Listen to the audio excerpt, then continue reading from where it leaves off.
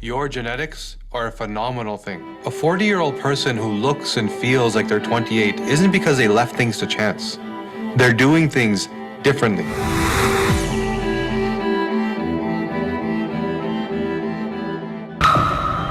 Chronic disease, aging, poor performance. These are all the result of wrong choices. But how do you know what the right choices are for you? And what would be the impact if you always made the right choice? What if you can change the day you die? When you see those first wrinkles, those gray hairs, or a call from the doctor and they say, "I need to see you, your test results are in." We've taken it for granted that this is meant to happen, that aging and disease are just a part of life. Well, what if they're not?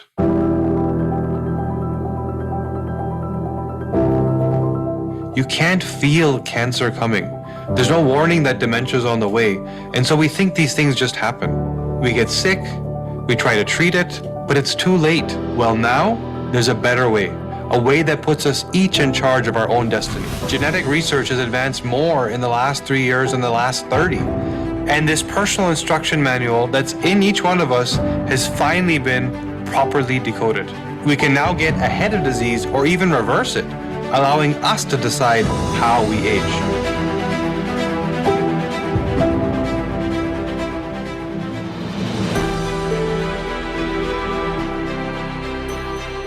Our scientists have clinically studied over 5,000 people. We've sat in front of each and every one of them. We looked at their hair, their skin, their mood and behavior, their medical history, everything about them, all overlaid on their DNA map.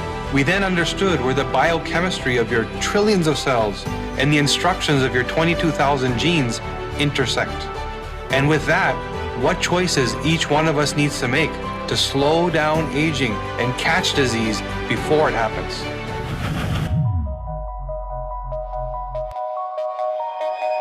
I have no doubt that with the genetic insights we're seeing today, chronic disease will soon be a story that we tell our grandchildren. If you understand why chronic disease and aging really happen, you also understand that they are truly optional.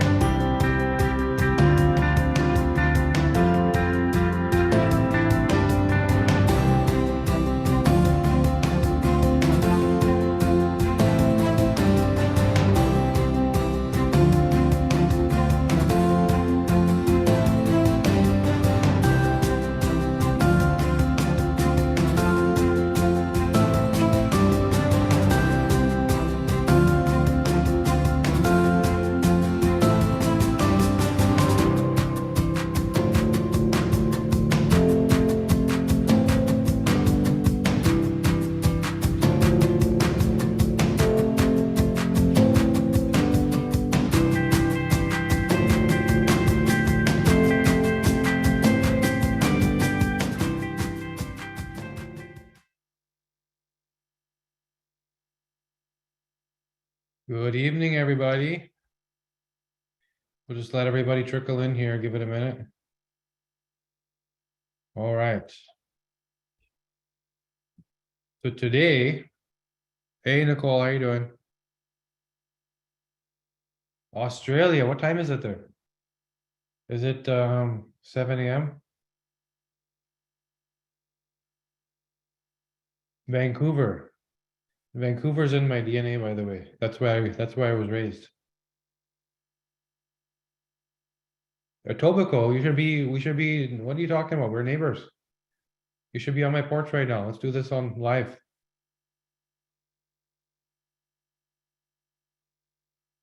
Oh, we got the great Mo here. By the way, he's lying. He's actually from Winnipeg. He said he's in Mississauga. He's covering up the truth.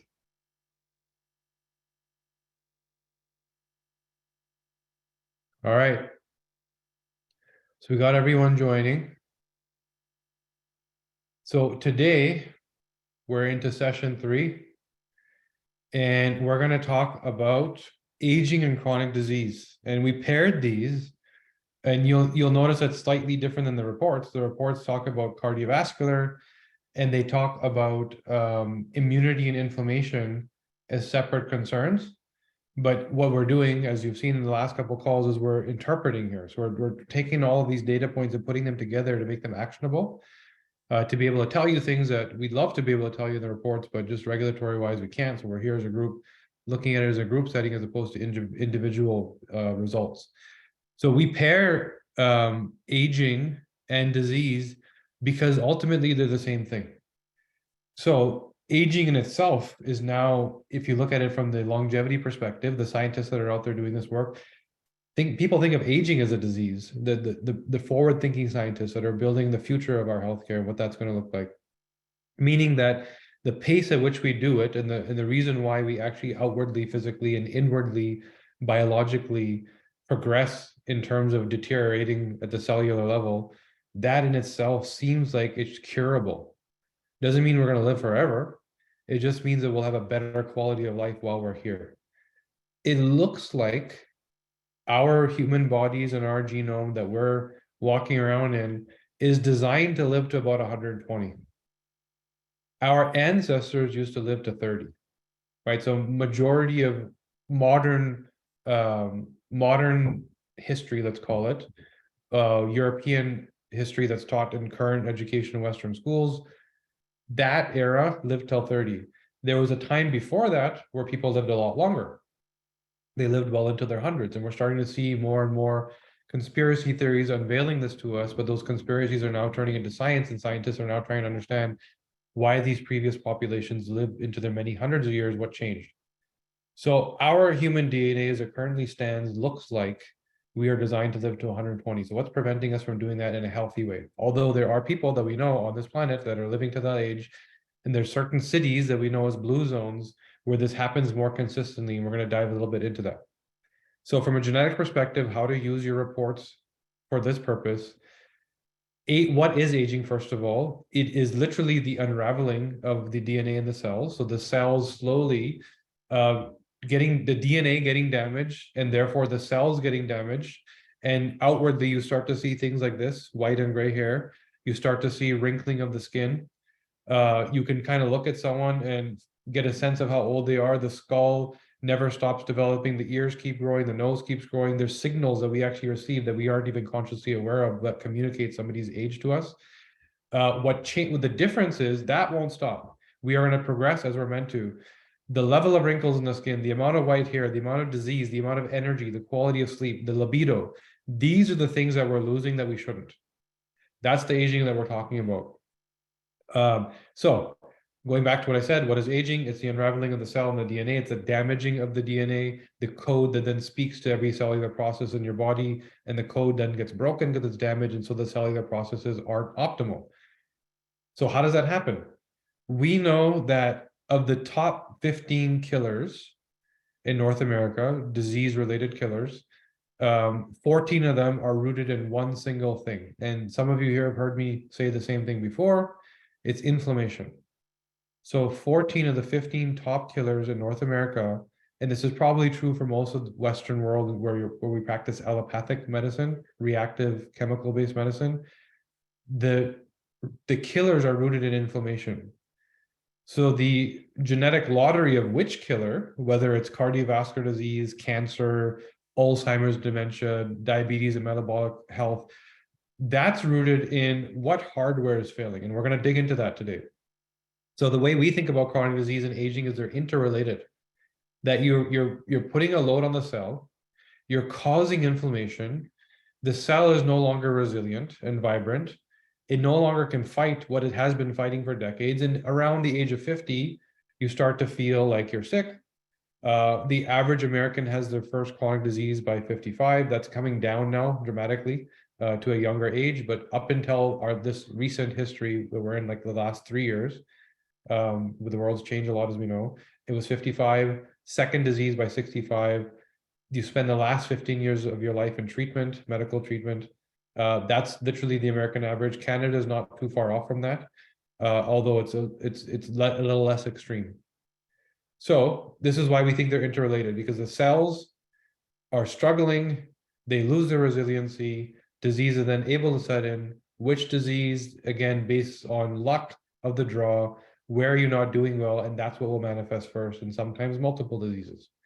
So that tells us, if you reverse engineer what I just said, that we need to focus on the innate health of the cell. So how do we do that? Most of you have heard now that the mitochondria is where you produce your energy. It's where your cells take in oxygen and nutrition to create energy to keep you alive. And there's a byproduct called an oxidant, which is a free radical. So we're going to unpack that a little bit. Some of you in the SOD2 gene, D2, sorry, aren't doing so well. And so if you have the CC version of the SOD2 gene, you're doing well. If you have TT or TC, you're not doing so well. So what does that mean? In that process of taking oxygen and using it at the mitochondria to create energy, you create an oxidant, a byproduct, which is toxic and a free-flowing free radical in your bloodstream.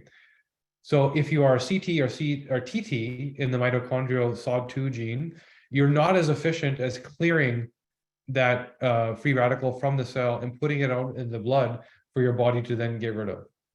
If you are doing that efficiently, then your cells are just more resilient. They can handle more. This is why we have variable outcome from viral infection. So you saw what happened with COVID, and some people were completely asymptomatic. Some people were immediately rushed to the hospital. It's this, where is my cell at the time I got hit by the virus?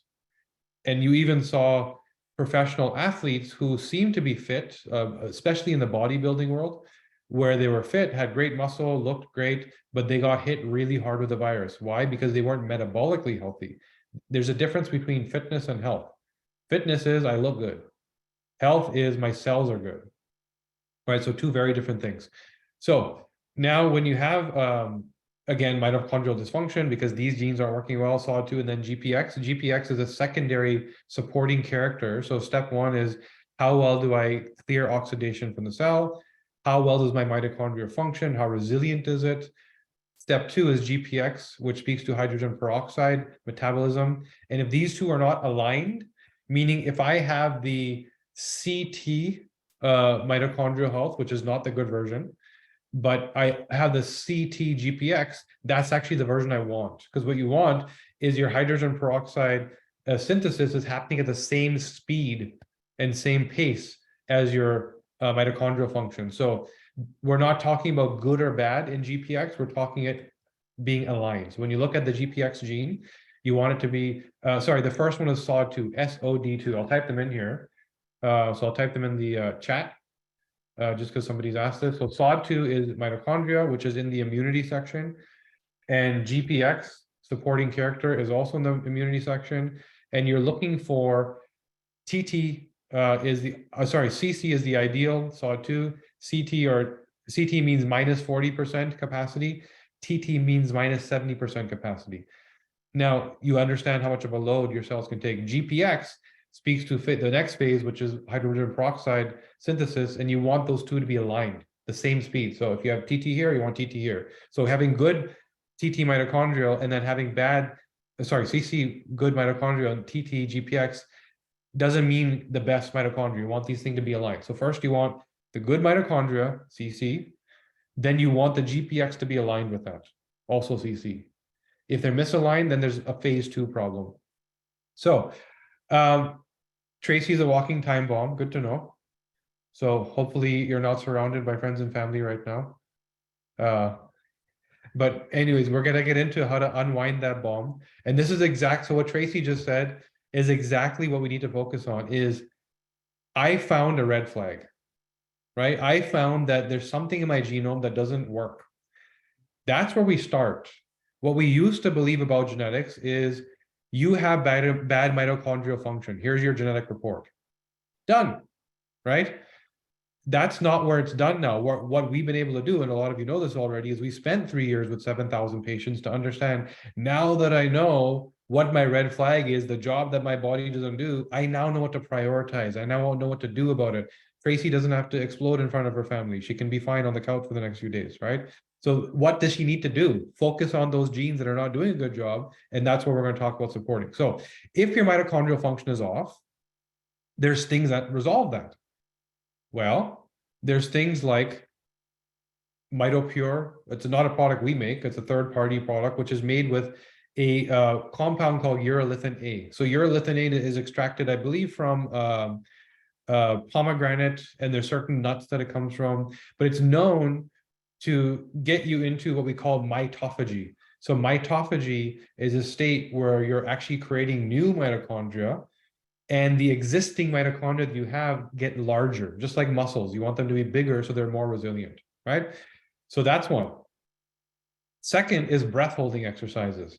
So when you hold your breath and struggle and cause what's called hormetic stress, meaning a positive stress that pushes your body forward towards something, as opposed to a burdensome stress that's like, I can't go to work today because I have so much anxiety, more like a healthy stress in the body. Weightlifting, somebody just mentioned Wim Hof, cold exposure, hot exposure, sauna. These stressors are what drive mitochondrial function, because you're essentially telling your cells, I'm demanding youth and resilience from my body.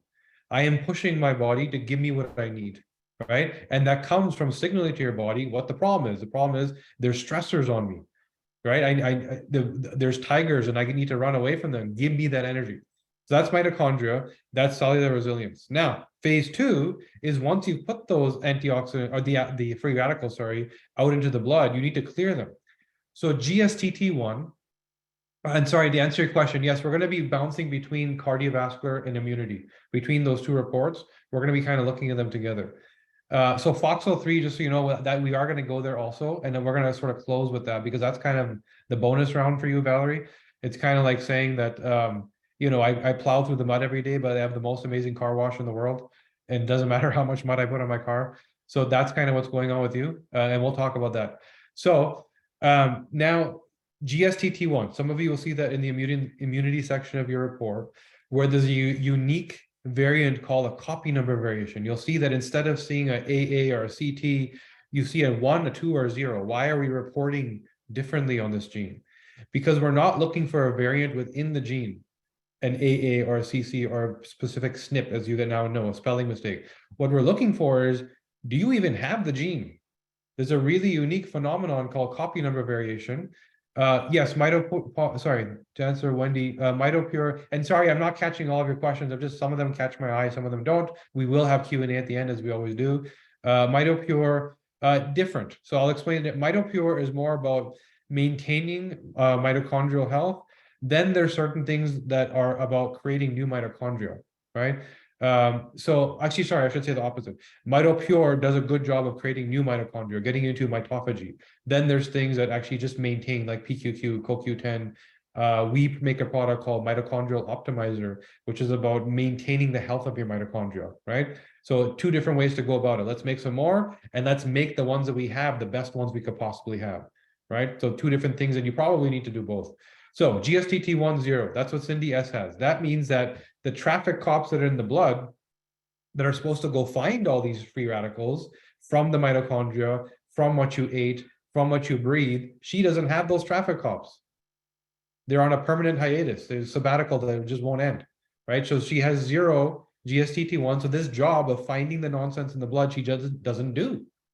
So that's step one. We now know that this cascade of SO2, SOD2, GPX, GSTT1, we can kind of interpret what's going on with my mitochondrial free radical production, which is one source of inflammation, that key thing we're trying to unpack today. Another source is there's external. We just talked about internal. There's also external, which is I breathe. When you go outside, the reality today is not what we were designed for. We were designed for caveman reality. The majority of the time that this current version of DNA walked around on this planet was pre-civilized man. It was during caveman times and cavewoman times. That's what we're still wired for. And think about what the toxic burden was in that time. Slim to none. Unless you ate a poisonous plant or something along those lines, there was very little exposure to toxins. And you would have this acute inflammatory response. And by the way, that's why we are wired the way we are wired. When we look at the ApoE gene in the cardiovascular system, it points to Alzheimer's. For our ancestors, it used to point to good health because their context has changed. We now have a context where we're overburdened with toxins. And so the lipid transport movement of cholesterol in your body is it's highly accelerated. Our ancestors only needed to spawn in an acute inflammatory setting, meaning I dropped a hammer on my foot. I went to battle and someone stabbed me in the face. That was our ancestors' toxic input or inflammatory input. It wasn't chronic every day. It was seldom, situational, and it was acute. And so they developed this body to acutely respond with inflammation. And we still have that ability with a constant chronic drip of inflammatory insult. This is why we are not aligned to our environment. So just to give you paint a bigger picture of what's actually going on in the body. So again, GSTT1, 0. Don't do that second phase of taking toxins out of the blood. There's GSTP1. GSTP1 is now first line defense of the lungs. If you have the AA version, you do a really good job of preventing toxins from entering the bloodstream that you breathed in, the inhalation-based. And inhalation-based is one of the most aggressive increase, the delta value from where it used to be to where it is today. That's the biggest jump, is all the inhaled toxins. In fact, there's a gentleman named Dr. Tom O'Brien, brilliant man who's written a bunch of books. He's senior leadership at the Institute for Functional Medicine. I did a podcast interview with him, and he said, according to his research, 66% of today's Alzheimer's and dementia is inhalation-based. It's based on what we're breathing because we aren't able to cope with the inflammatory load it causes. And then whether it's Alzheimer's or heart disease, whatever, there's a second layer, which we're going to talk about. So GSTP1, GG is not what you want, Maria, I'm sorry. So you have to be paying attention to how do you support that poor first line of defense. So if Maria walks into a factory with chemicals, she's probably likely to get a little bit of brain fog, maybe even joint pain. The next day, even if she also has the poor GSTT1, maybe not feel so good. Whereas somebody else can walk into a factory, not notice what Maria is talking about. Like, I don't get what your problem is. You're oversensitive or you're a drama queen. You might get that kind of response, right? So whether it's AA, optimal clearance, or whether it's GG, we still need to understand the threat is even beyond what AA can cope with, but you're much better off. GGs have to be supplementing and you have to be removing, and AG as well. AG means you're minus 50% capacity. You have to be removing the insults that are added, right? All these toxic insults that are inhalation or airborne. Then there's GSTM1. Things get a little interesting. Maria, I'll tell you, look at the capital letters from Maria. Supplement with what? Give me the answer. So we have a product called Detox Optimizer, which is a cocktail built as a precursor, right? And why is that important? Because if your GSTT1 is off, your ability to instruct glutathione usage is suboptimal. And we've seen many cases where a patient goes to a naturopath who deals with these type of products, right? And they're told, you know, get on a glutathione treatment because I found toxicity in your blood. And that person becomes bedridden because they don't have the GSTT1 instruction to tell the glutathione what to do. And they end up binding to all the nutrients and minerals in their bloodstream as well. And they feel horrible. And so GSTT1 null, 0, it's kind of like going to the gym and you are on day 1. So you got to start with just the bar, no plates, right? And then, GSTT1 is in your immunity report. You look at the system summary of immunity. You then need to start slow, which is precursors, NAC, N-acetylcysteine, alpha lipoic acid, glycine, which is not in our product, by the way. It's a separate thing you would take. Milk thistle, selenium. These are all powerful precursors that go to work on their own and go straight to toxins. There's also things like methylene blue, and if you want to get into biohacker territory, there's things like there's also, well, there's a lot of great detox product. If you were to look on, for example, liver support type solutions, inflammatory support, a lot of these things that are supporting the liver are sort of as a byproduct detoxing you, and that's the whole point. So immunity may also be caused inflammation. Sorry, inflammation, immunity.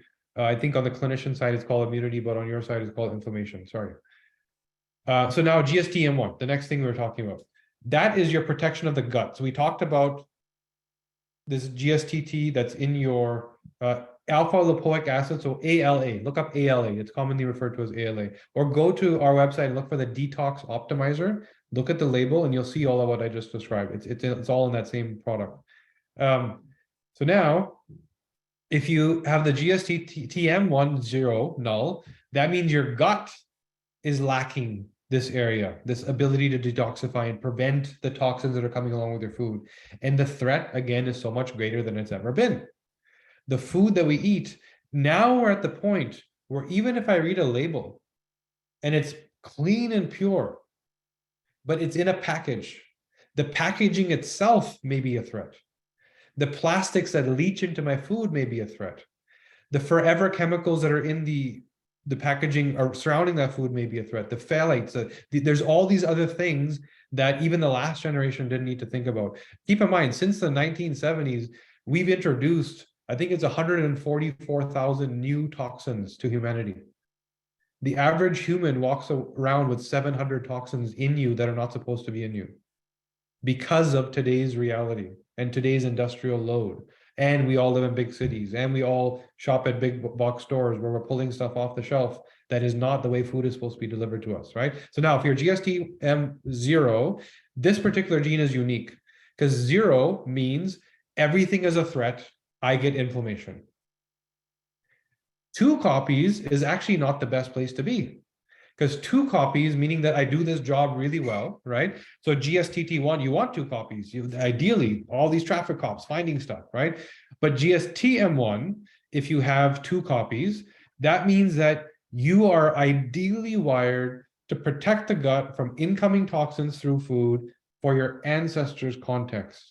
Meaning the maximum toxicity that came out of the food was a 5 out of 10 compared to today's baseline, which is already a 6 out of 10. Right? And if you're not careful, it's an 8 or 9, which means that you do such a good job of detoxifying that it leads to an autoimmune response.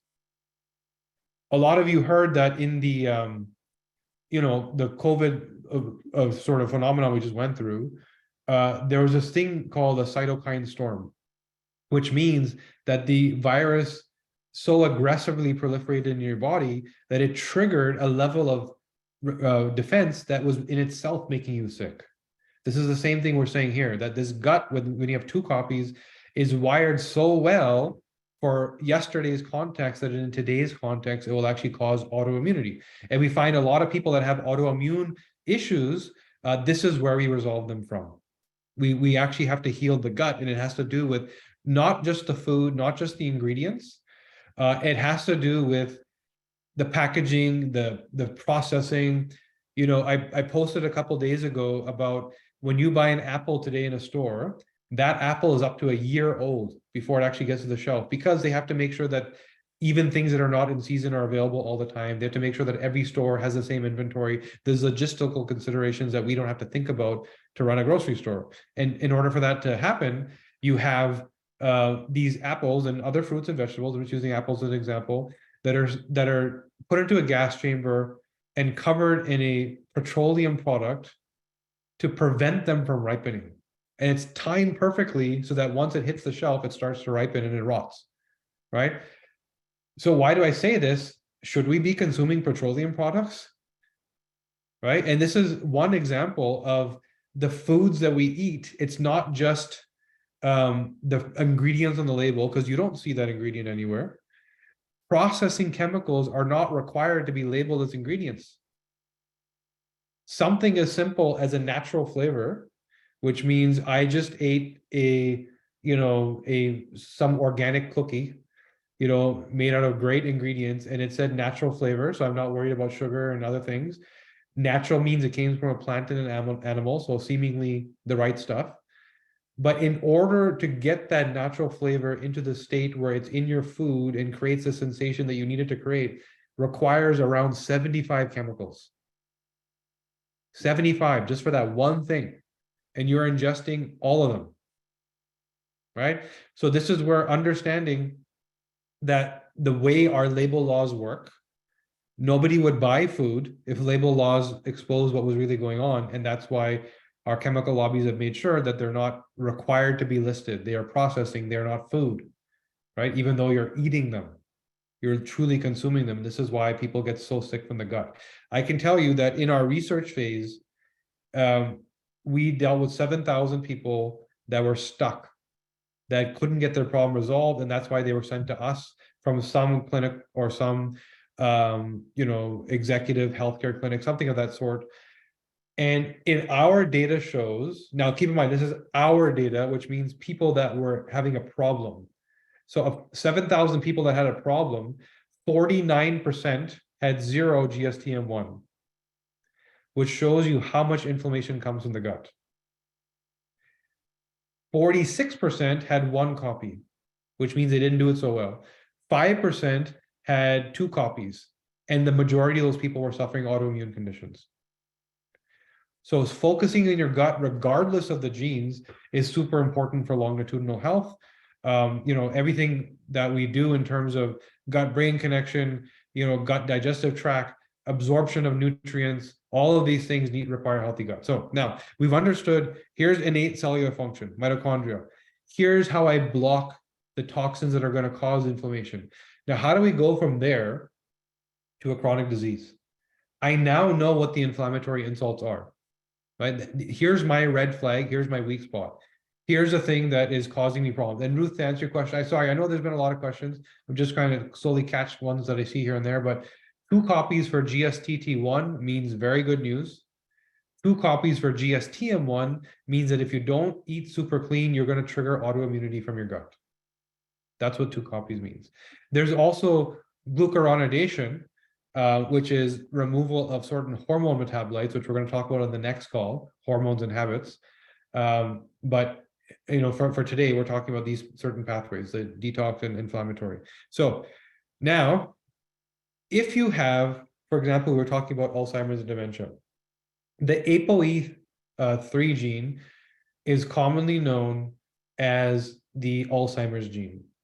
And some of you may have seen that there was a recent episode of a show called Limitless, that's a Chris Hemsworth show on Netflix, where he was told that he has an 8 to 10 times elevated risk of getting Alzheimer's because of a variation he had in the ApoE3 gene. So this is the clinical response. And here come the ApoE3/4s. And it's amazing that you're willing to celebrate that, but we're going to tell you how to take that from bad news and turn it into a red flag that's going to save you, right? Jen has the 3/3, which is exactly where you want to be. That's the ideal. But if you see a 3/4 or a 4/4, what we're saying is that yesterday, genetics, you would have been told 8 to 10 times elevated risk of Alzheimer's. What we now say is Tracy needs to prioritize this, and we'll make sure it doesn't happen. That's the difference between genetics and functional genomics. Yes, it's in the cardiovascular report. So why are we so confident in this? Because we know why dementia happens. Health Canada calls Alzheimer's, type 3 diabetes. Nobody knows this. No doctor in Canada even knows this. They can't deny the science. So they allowed it to be rebranded and recalled type 3 diabetes. But if you go to a doctor and ask them what type 3 diabetes is, they'll say, you don't know what you're talking about. They haven't been taught because the solutions aren't around prevention, right? So if we know that type 3 diabetes is what triggers this, we know it's a metabolic issue. It's once again an inflammation issue. It's a cellular issue. Your brain has the highest density of mitochondria out of every organ in your body, right? I think there's something like, I don't remember the exact number, some few million mitochondria per cell as opposed to some sparse number. I think it's 2 million actually. So if that's the case, and we know that mitochondrial function is one of the roots to slowing aging down and preventing inflammation, and we know that you lose your mitochondria as you age, they deplete in number and they shrink in size. Picture the external personification of aging in terms of muscle tone. The same thing is happening with your mitochondria, right? Unless you are doing the work. If you do the work and go to the gym, you do not look like the average avatar of a 90-year-old person, right? You can look very different if you choose to. Same thing with your mitochondria. Now we know that mitochondria depletes. Highest density in your body is in your brain. Number 2 is your heart. Your eyes actually have a very high density. And coincidentally, what are people experiencing post-COVID and post a certain medication that shall not be named? They're finding brain fog, cardiovascular diseases, and blurry vision because that both of these things are attacking the mitochondria, right? So if this is the case, mitochondrial depletion with age, this is the thing that made you resilient. There's some form of inhalation or gut or food or some level of inflammatory insult that has been defended up until that now because you did have the right mitochondrial levels, right? You no longer have the resilience. So if you no longer have the resilience and you're eating poorly and driving an insulin response, or you're breathing poorly and driving an inflammatory response, or you're stressing, right, not sleeping properly and preventing recovery, now you're in a state where these things matter. And it's not ApoE equals Alzheimer's. ApoE is a lipid transport gene. So your body's ability to move fat around your body, cholesterol. If you have a 3-4 or 4-4, you don't do this so efficiently. Now, keep in mind, this was from our ancestors' context where they needed an acute inflammatory response. They needed more cholesterol to be sent to reduce the inflammation and fix it because it's always an emergency and it happens seldomly. Fast forward to our context where the inflammatory insult is constant and you don't transport lipids properly, it leads to that amyloid plaque buildup, which is the #1 thing that is studied for Alzheimer's dementia, amyloid plaque buildup. So the amyloid plaque is not the disease. Amyloid plaque is your body's response to inflammation. It is a response to brain cells dying because of what you're breathing and what you're eating and your lack of sleep. So this is the response to a trigger. If the trigger is not there, your body won't respond. And all we're saying is the 3-4s and the 4-4s don't respond efficiently. So if you drive the trigger, you're much more likely to get to the problem state. So don't have the trigger. But that's not how we think in medicine, right? In medicine, we think of it, he said lipid transport just means in general, throughout your body. You're constantly moving cholesterol on your body to repair things and build things. It's the foundational hormone that you make progesterone from, right? And you make, which then leads to other hormones like testosterone, estrogen. So it's a foundational hormone that we all need. And it's not what we think it is a problem. It is a problem if you're eating a diet full of 2 things, sugars and starches, and vegetable and seed oils. These are the 2 things that when they were introduced into our what used to be a high-fat diet, all these diseases went through the roof, right? We didn't need sunscreen until we started eating seed oils because the skin wasn't teetering on the state of inflammation where that trigger would make us sick. So these are the 2 things that if they are in your diet, vegetable oil, canola oil, all the seed oils, linoleic acid, look that up, I'll type it in here, linoleic acid, and anything that has omega-6 in it. These are the things that are triggering the state that causes sort of that elevated inflammation head to toe. Yeah, black seed oil is amazing. Black seed oil is a super cure all, for sure amazing. Grapeseed oil, no. Sesame seed oil, yes, but I not as a cooking oil, maybe as like something on a dressing, for example. Olive oil, yes, you're not cooking it. And with olive oil, with all of these oils, you're being very, very careful. Most olive oil is not olive oil. I can almost guarantee you that when you go to an Italian restaurant and they give you the dish with the olive oil and maybe some balsamic vinegar on the side, depending on Nona's opinion on whether that's appropriate or not, right? Some of them don't want that. You will then understand, so I can tell you that you should understand that is not olive oil. That is olive oil that has been cut with a seed oil for the most part. If it's real olive oil, you probably won't like the taste. It tastes like you're kissing an olive tree. It is earthy. It is like dirt. That's real olive oil because it's so full of nutrients.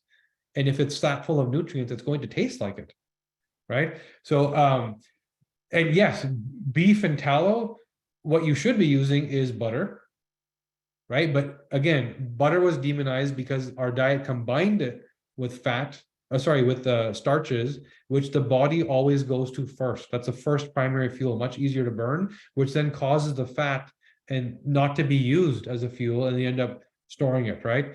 If you're just only fat and there's no seed oils and there's no sugars, then you're going to plow through it. The body's designed to use fat as fuel. Keep in mind, we talked about diet nutrition last week. Some of you don't metabolize fat so well, right? And so you have to be careful as that being an ongoing concern, and very important to not mix starches. So there's some controversy here apparently. Yeah, linoleic acid, canola, cotton seeds. Well, even a lot of nuts, and keep in mind that you're not what you're looking at is not what we used to get, right? Even when it comes to things like honey, for example. In general, if you want to play it safe, you're looking at what is still call it virgin, unadulterated, right? Most of these foods have been adulterated. Even something that says extra virgin olive oil on the bottle usually isn't. It's very hard to do that with butter. Very hard to do that with ghee and tallow. Avocado oil, for the most part, is cut with seed oils, right? So you have to be very, very careful about where you get it from. Find a chef. I'm sure everyone has a few degrees of separation. Find a friend that knows a chef and figure out where they get the good stuff from, and that's where you should get your food from. Okay, so now moving on. We now know, using Alzheimer's and dementia as an example, that the gene that points to propensity doesn't mean you're getting it. It means that you don't recover from it. You're not resilient against it, but you have to then focus on the cause and never have it in the first place. This is a much more beneficial and functional way to look at genetics than 8 to 10 times elevated risk versus here's a priority. Now let's figure out why you will have it. What's going to trigger it, right? So now if we look at cardiovascular disease as an example, and a lot of you have heard this before, same thing, lipid transport and treating the disease of cholesterolemia as the first sign of cardiovascular disease, when elevated lipids and cholesterol should just be a warning sign that you have inflammation. Why all of a sudden? You spent 50 years with no cholesterol problem, and then all of a sudden it's elevated because your mitochondrial resilience went down, the inflammation went up, you kept the same habits that you're not genetically aligned to, and there's this, you can draw a graph that looks kind of like a few lines going across each other, and then eventually there's an inflection point where inflammation outpaces recovery and you get sick, right? And that's what's happening with cholesterolemia. It's that thing that is supporting and reducing inflammation in the endothelium, the inner lining of the blood vessel, but it gets triggered once you no longer can fight the inflammation innately, right? And so all of a sudden you have this disease start for which we take a pill to manage it, and you end up on that pill for a long time because your body's constantly deploying cholesterol to fight the inflammation, and you're constantly putting the cholesterol down but not getting rid of the inflammation. So when it comes to aging and chronic disease, regardless of the disease, if it's chronic in nature, it's the same root cause for the majority of them. It's metabolic health failure. This is our current plague, today's plague. In fact, Johnny Bowden, brilliant multi-time New York Times bestselling author, calls it the plague of the 21st century. It's inflammation. So cells being burdened by our toxic inputs and our genetic inability to cope with that toxic input. And there's variability there. We talked about some of that variability, right? And then it's which hardware, whether it's my lipid transport, my endothelium, my hormones, which we're going to talk about next week. Do I make toxic hormones? Which is why women fare so much worse when it comes to chronic diseases in general, because the average woman is more estrogenized and often has estrogen toxicity as a byproduct, which is an additional toxic threat. For men, the thing to look out for, and again, we're going to talk about this next week, is androgen toxicity, which is rooted in DHT. So we have to look at how much you make and how do you clear it. And again, we're talking about that on the next call. So now going back to all this, to unravel and unpack all this, you're either I'm sick and I want to reverse it, or I don't ever want to get sick. How do I stop it? Right? You're in one of these two phases if we generalize this a little bit. So if it's I'm sick and I want to reverse it, you have to stop thinking about the disease you have and start thinking about the trigger. And guess what? It's the same answer over here. The difference is there's no disease to think about yet. What you do look at is things like familial history. I have diabetes in my family. No, what you have is insulin resistance. And I heard something a few times from a few different people, which, it can be funny, which is diabetes runs in my family. And no, the lack of running runs in your family, and no one runs in your family. That's the problem. So it's a lifestyle issue, right? So in fact, I can tell you that about 2 months ago, there was an interview on 60 Minutes between a health representative of the Biden administration and the 60 Minutes interviewer. And they were talking about obesity. And why am I telling you this? Just to press upon the point of how important it is for you to become your own health advocate, your own health quarterback, and take charge and use tools like the testing, which you all have, and other tools that are available to you to take charge. This is why it's so important. This interview came out and the question was asked, why are all these people obese in the United States? Why don't they eat better? Why don't they exercise better? The representative who just came to 60 Minutes with this research in hand says that no, we actually found that 80% of obesity is genetic. It has nothing to do with lifestyle. Has nothing to do with exercise, has nothing to do with food. It's genetic. Meaning, public, please believe that this is going to happen. And if you have a need to fix it, well, it's probably a pharma solution. Guess what happened the next week? Ozempic came out. I'm pretty sure some of you heard about Ozempic. It's one of the most spoken of products all time on TikTok. I think in their first week, there was like 300 million conversations about it, right? It's one of the best launched drugs of all time. And it has its place. So yes, there is a person that does have a genetic condition, right? That does have some metabolic pathway that's failing, that perhaps is 600 pounds, no matter what they do, right? Very, very rare. If you walk around in the United States, me as a Canadian, as soon as I land in the United States, I get culture shock. Every time. I can't get used to it. I get culture shock unless I'm walking around in LA where it's the opposite and everyone thinks they're a supermodel, right? But usually I get culture shock because of what I see, the obesity in the food. The food that I see that's available, I don't want to eat it. And the people that I see that believe that that's what they're supposed to be, right? So anyways, I press upon this point because it's so important for you to take charge and become your own health CEO or quarterback or advocate and put yourself back in the middle of that hierarchy of I'm down here, my doctor's up here. No, you're in the middle and they should be coaching and working for you, right? So anyways, so going back to it, metabolic dysfunction, inflammation, these are the triggers. This is rooted in your diet, right? This is rooted in what you consume, how you consume it, what time you consume it. This inflammation is rooted in your inputs and your outputs in terms of toxic insults. These are the two things that drive down the state of the cell, that cause the cell to no longer be like the God-given gift you were born with, which was resilient and powerful. And why did kids not fare as why was the elderly the first to have the most severe outcome with COVID? Because they have a comorbidity, right, of metabolic dysfunction.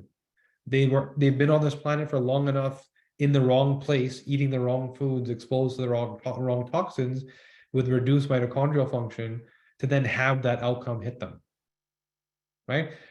Kids didn't even know they were sick for the most part. For sure, some of them got really sick. Most of them didn't even know. So now this is where we again speak to how do you now do this for yourself? You first have to look at what are your red flags in that inflammation report. What are the jobs my body's not doing well? And you have to understand there's two dials to turn here, right? Here's the red flag. This job is broken. Here's the two dials I turn. Remove everything that I cannot handle. Start with the goal of everything. You might not get to everything, but start removing one at a time.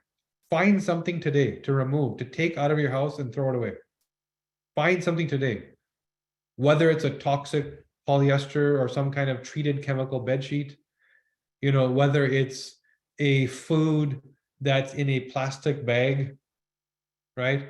Whether it's a drink that has, maybe a natural flavor in it. Find that one thing today and get rid of it. That's one dial to turn. The second dial to turn is, well, if my body doesn't do this job so well, let me supplement and let me add something that allows me to do this job better. Because I know I don't do it, right? So add the supplement, add the foods, add the air filter, add the mold test in your home, add the EMF blocking device, right? EMF is a whole other toxin that we didn't even talk about, which is it's the modern day cigarette. So cigarettes were these things that doctors used to tell us would help us live longer. If you look at advertisements from when they were back in black and white, truly we were told that according to clinical studies, have a pack of cigarettes a day to extend your life, right? That's actually was said in those very straightforward words. That is today our reality. The thing, our modern day cigarette is EMF. And why am I comparing the two? Because if you smoke a cigarette today, you're not dying tomorrow. If you smoke 10 cigarettes today, you're probably also not dying tomorrow. But if you smoke a pack a day for the next 15 years, you're probably going to get pretty sick. It's the same thing with EMF. We are not cognizant of how toxic it is because there's no visceral response. Some of us are highly, call it allergic to EMF. And we have a patient that I've dealt with who actually cannot be in a home where there's Wi-Fi. She can't function, right? There's a gentleman here in Toronto where we live. He was the ex-CEO of Microsoft. And I worked with him on a campaign because his wife truly cannot live in the city. They live in the country because all the EMF was, her ability to cope with it was extremely poor. So anyways, I point this out because it's a whole other toxin you have to think of. That's a slow trickle that will lead you to one day having a chronic disease that you will never blame on the EMF. The research is clear. If you open up your cell phone instruction manual, it says right on there, never put this thing next to your body, which it means including holding it in your hands. That's the instructions we receive. But we don't know that. Nobody reads the instructions, right? So that's another thing to remove is EMF. That means turning your Wi-Fi off while you're sleeping. That means wearing a EMF blocking device. That means plugging in the EMF blocking device into your home, especially if you have children. Because their skulls are not as developed as ours, so they're less able to block these toxins from entering. So now again, two dials to turn. Remove the toxins, supplement and add. So in the case of EMF, what are you adding? Well, you may be wearing silver lined gloves. If you're like me and you just have to be on the phone, well, I have gloves that are I think they're called Silver Shield, and they actually block EMF. And if I don't wear them, I actually feel this raw numbness in my hand because I need to use the phone a lot, right? If you're on a laptop like this, there should be an EMF device on the underneath your laptop, and also from the screen. So just start thinking about that stuff. What can I remove and what can I add? I don't do this job well. What should I remove and what should I add to make my body do the job better or make my environment less of a threat? Right. So when it comes to Rose's question, how do you find if you're sensitive? It mostly has to do with methylation. So if your anti-inflammatory or methylation response is off, it leads to this poor gene expression, right? So methylation also manages the expression of your genes, so you're responding to your environment. And it's kind of like your body is trying to respond to all the clean organic signals, sound, noise, light, but there's a highly disruptive signal that is overpowering all the healthy ones. And so your body is only listening to that one. And it's only responding to that one. And that, for the next 10 years consistently, is going to lead to nothing other than illness, right? So now going back to FOXO3, because a couple of people mentioned that. Now, if you have 1 or 2 copies of the G FOXO3, which is the superhuman version, all of what we talked about, the body tries to cope with by, so every day you're getting rid of and making 3 to 4 million new cells. Every so many months you have a new kidney, every so many weeks you have new skin. So your body's constantly getting rid of and making new cells to replace with fresh, healthy material. That process looks like I am finding mutated cells. There's cellular senescence, where you essentially have cells that are like zombies that don't do anything, but they're still there. And your body eliminates them, gets rid of them, and in that process also creates new cells, right? So this is going on. People that have the good FOXO3, Rose, it's in the longevity section. It's in the longevity section, which is, for some of you, that may be a new report. If you haven't been in your reports for a while, every once in a while we update and add new. This was added new for a lot of people recently. So you just, if you're G or GG, you just do this process really efficiently. It's kind of like you're staying ahead of aging to some degree. So everything we talked about here today, you just have a better innate ability to stay ahead of the problems that it's causing. But once again, all of this has to be considered in today's context, with today's food, with today's chemicals, with today's EMF, with today's lack of sleep, with today's et cetera, right? So superhuman cell reproduction, in today's context, it's probably going to bring you to baseline because there's so many threats. The longevity report doesn't have a summary because it's just one report. So every other section has multiple reports, which are then summarized into the summary. There's only one report in the longevity report. So it's just a giant long-going summary. So Gail is talking about BRCA, and this is an amazing example of genetics versus functional genomics. We were meant to talk about it next week in hormones, but let's bring it up now because it is related to chronic disease. So recently, CNN said that if you have the BRCA gene, that you should cut your fallopian tubes out to prevent ovarian cancer.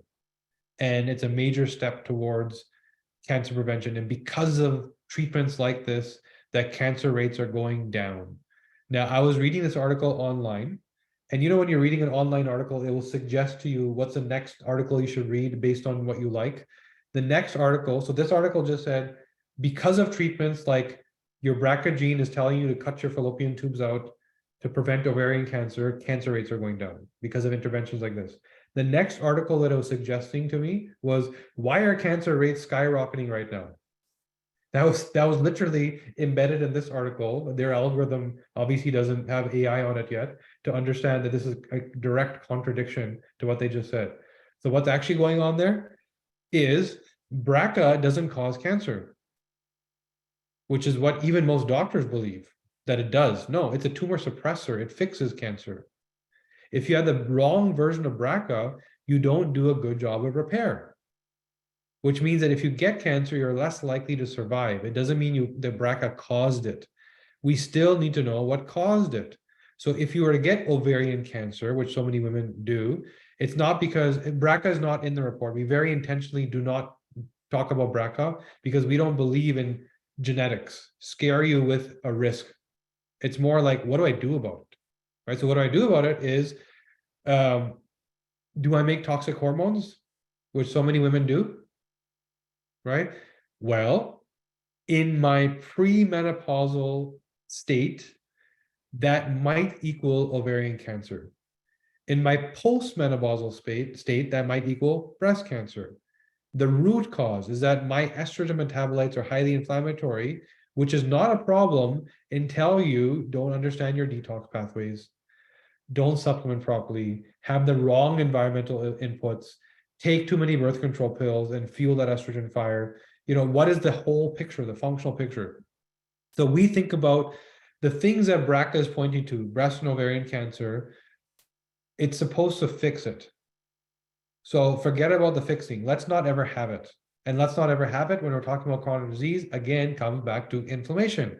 What is the inflammation that is most tied to breast cancer is usually around estrogen toxicity. So let's deal with the estrogen toxicity. Let's upregulate your ability to do that with the right supplements. Let's downregulate the ability to create them with slowing down the estrogen pathway. And we're going to talk about that next week with hormones. And that's the same for every chronic condition. EMFs are a major cause of breast cancer also. If this thing is near you, it's in your pocket, women actually keep it in their bra sometimes, the phone. Women keep it in a pocket here, constant EMF drip, right? You're going to cause inflammation. And why specifically the breast? Because the cellular structure of the ducts and glands in the breast are not resilient to toxins. They were not designed to cope with toxins. Your lungs are like a filter. You breathe stuff in and you filter the nonsense. Your breasts were not designed for that. And that's why it's so easy for that to be the first place where cancer is triggered. Just means that you're inflamed head to toe. That was the first brick to fall, right? Okay, so now we're going to get into your questions. And I know there's already 52 of them. So we'll get going with those 52. I'm going into the Q&A section right now, not the chat. Okay, so first question, Marianne, what kind of eye mask? If you by eye mask, you mean eye like light blocker? There's a company called Viva Ray, VIVA Ray. And the reason why I recommend it is because usually people that have a need for an eye mask is because they're sensitive to sunlight, which means they're sensitive to everything. And this particular one has like a donut around it, so it doesn't touch your eye. That's what bothers most people. So Viva Ray, I think we actually have some in stock, but it's the same price. You can just go to their website, Viva Ray. That's the one we would suggest. Tracy, are there genes that can be tested for liver, kidney function? Yes, the ACE gene, which is in your cardiovascular report. I'll talk about that. Supplement B vitamins. I have terrible detox symptoms. So now what we didn't talk about was methylation. You, Tracy, have to look at your methylation report to see which exact B vitamins in which version you need. What you're describing sounds like over-methylation. So the common, hey, go take some folate or B vitamins to support your methylation, needs to be hyper-personalized, and that's why we provide the methylation report as a standalone report. Look there and check for, so she said you did that and you still have issues. If you did that and you still have issues, there's something else underlying. That's where you need clinical support. That's where you need coaching time. Because if this simple, straightforward, here's your methylation didn't work and you still feel bad, there's something else going on. And that requires interpretation. That's not a straight, this does this does that. We're going to have to look at 3, 4, 5 different systems to figure out where it's being triggered. The ACE gene, ACE, deals with liver, kidney function. So how efficiently you vasodilate, so the dilation of your arteries and manage your blood pressure essentially. And then how efficient your kidney is, how resilient your kidney is to all the threats today. Liver is all the detox genes, the GSTTs, right? And based on, Tracy, all that you've been saying about the genetic lottery that you lost, apparently, it's going to be a multifactorial approach. It's not one thing that you fix and then everything gets better. Everyone has this cup of problems that we can handle, and yours is like overflowing to the volume of 3 or 4 cups, but we need to do a lot, and that would be coaching, I would suggest. Corey, you're welcome. Mary, are there any specific genes that identify RH blood and do from the blood type for RH on the gene profile? I don't think in our panel, no. I will check. By the time we're done this, I'll check, but I don't think so. Can you please share what the recommendations were that you follow in healing psoriasis? Psoriasis is autoimmunity. So this is where things get confused. Eczema is inflammation. Psoriasis is autoimmunity. My autoimmunity was triggered by pollution that I was breathing in an office setting where I was very close to a manufacturing facility, and I was breathing every day, constant drip. And my body was fighting it, and to the point of autoimmunity. So that's what I had to do, was change my environment. But first of all, understand the why, like the trigger, and then change my environment. So Sophie has rosacea, chronic inflammatory skin, suboptimal BDNF. Okay, Sophie, this is an example of where foods like seed oils are driving poor skin health. So I don't know for a fact, but look into your diet and see what is the thing, the food that is causing me inflammation. Because what we're seeing over and over again is people that are having skin type issues, eczema, rosacea, sun burning, for example. A lot of it has to do with seed oils. A lot of it has to do with linoleic acid and omega-6. And if you were to eliminate that stuff for 4 or 5 weeks, you may find that things change. There's also something to be said about insulin response and the way the skin presents. So there's a disease called, I think, melasma, where the skin kind of darkens, a little bit different than rosacea. And we're finding more and more that people with poor insulin response are much more likely to have that condition. So again, the root cause, the why. It's not, hey, I have melasma. No, I have a bad insulin response. And one of the outcomes is melasma. So I would highly focus on food when it comes to the skin. Sauna space is great. I use the traditional sauna because I want my head to be in it, right? And I want that BDNF potency. I know that Sauna Space has the tent style one. A lot of these at-home saunas have the versions where your head sticks out, right?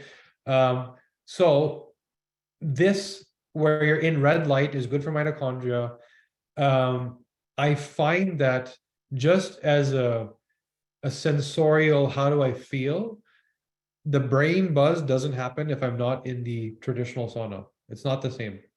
So great to have sauna space, mitochondrial support from the sauna. The boosting of the BDNF and neurochemicals, I'm not quite certain if it happens in the red light, although it should, because you're stimulating mitochondria. I just don't know if it stimulates BDNF and some of the neurochemicals that cause calm and lack of anxiety and those types of things. So Mary is saying, Avakin, you can put in your hand and thins your blood in your whole body. I have poor endothelial. So it's more about, not about thinning the blood. And in fact, that can actually be dangerous because you can have an aneurysm, in which I think you even said there. So that's actually, by the way, how my father passed away. Is he was let's call it a health enthusiast back in the 80s and 90s when it wasn't a thing, right? And he was taking some supplements, which he then caused his blood to thin, which actually led to an aneurysm, and he just dropped dead, right? So why am I saying this? The more important thing is, if your endothelium is off, is to prevent the inflammation, remove the toxins, and add detox support. That's what's important. You don't want to mask it by creating thin blood to flow through the cholesterolemia and the blockages. You want to get rid of the blockages. Jules is asking, where is the mitochondrial function? Okay, so it's in the cell. So your cell, every single cell has mitochondria in it. Every cell has a different amount of mitochondria. That's why we said your brain cells have a higher density of mitochondria. So it's actually happening in the cell. Your cells are what get inflamed, which is where disease happens. So inflammation is rooted in mitochondria losing the battle to toxic insult. There's a constant battle. If mitochondria is up here, toxins are down here, you're not inflamed. Do this and you're inflamed. So the goal is to do this: mitochondrial strength, resilience, and reduce the inflammatory insult. It's happening in the cell. SOD T2, okay, so Corey is talking about her mitochondria. A lipogene and restorative heart doctor. I'm not familiar with that. Oh, sorry, a lipoprotein. I thought it's a lipid. Yeah. So, I mean, if you'd like, I'm not familiar with which lipoprotein or what's going on there, but this is a clinical question that's specific to you. We probably have an answer, but something like this again requires getting into clinical coaching. Like, let's actually work on it. I would hate to give you clinical advice as generalized, and especially since it's a health, it's like a condition. It's not just a wellness question.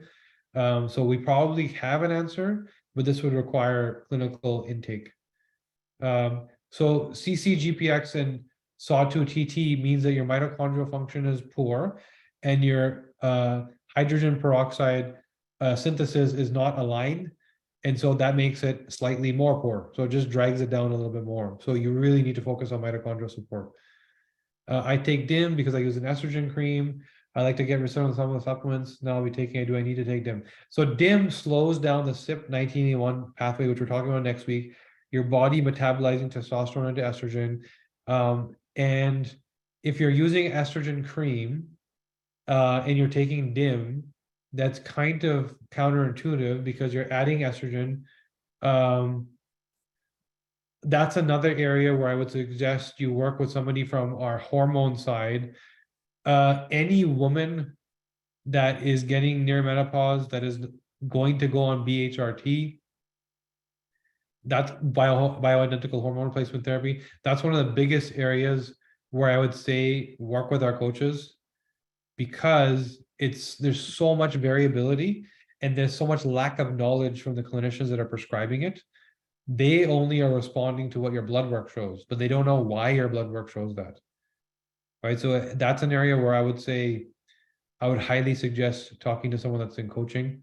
Ruth, mitochondrial function is poor and 0 GSTT1, so you have to be taking mitochondrial supplementation.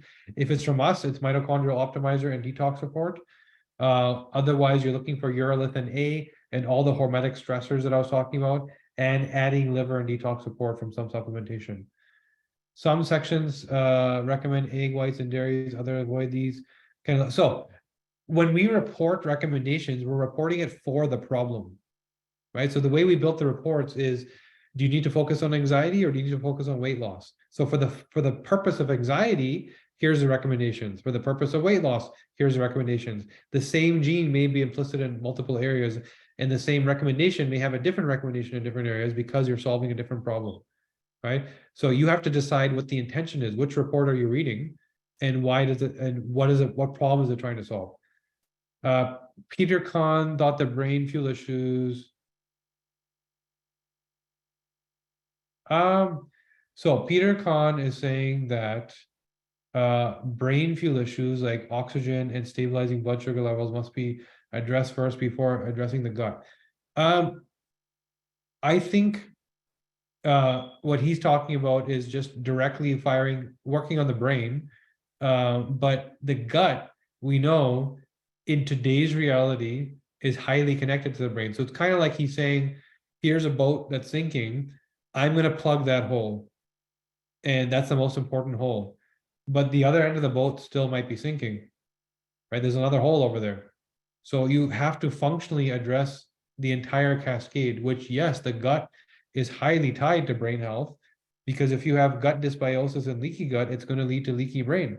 And you plugging the holes of oxygen levels and sugar levels while still triggering neural inflammation from gut dysbiosis, it's kind of like scooping out the bucket, but somebody's dumping one in at the same time.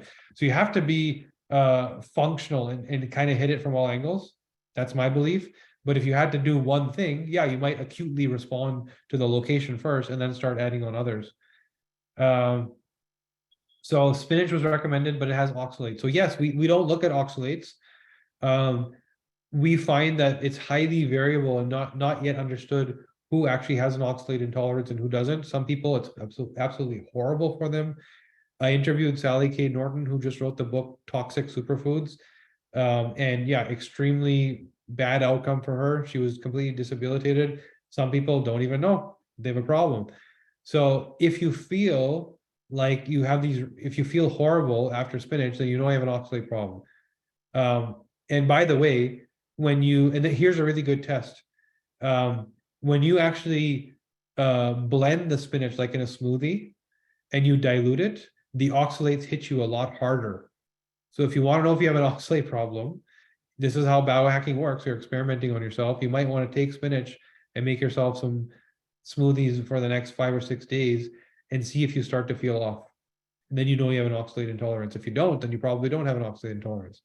Everybody does, but to what degree, right? That's what we're trying to figure out. Kale and spinach. So I was drinking drinks of kale and spinach with my skin got creepy and saggy.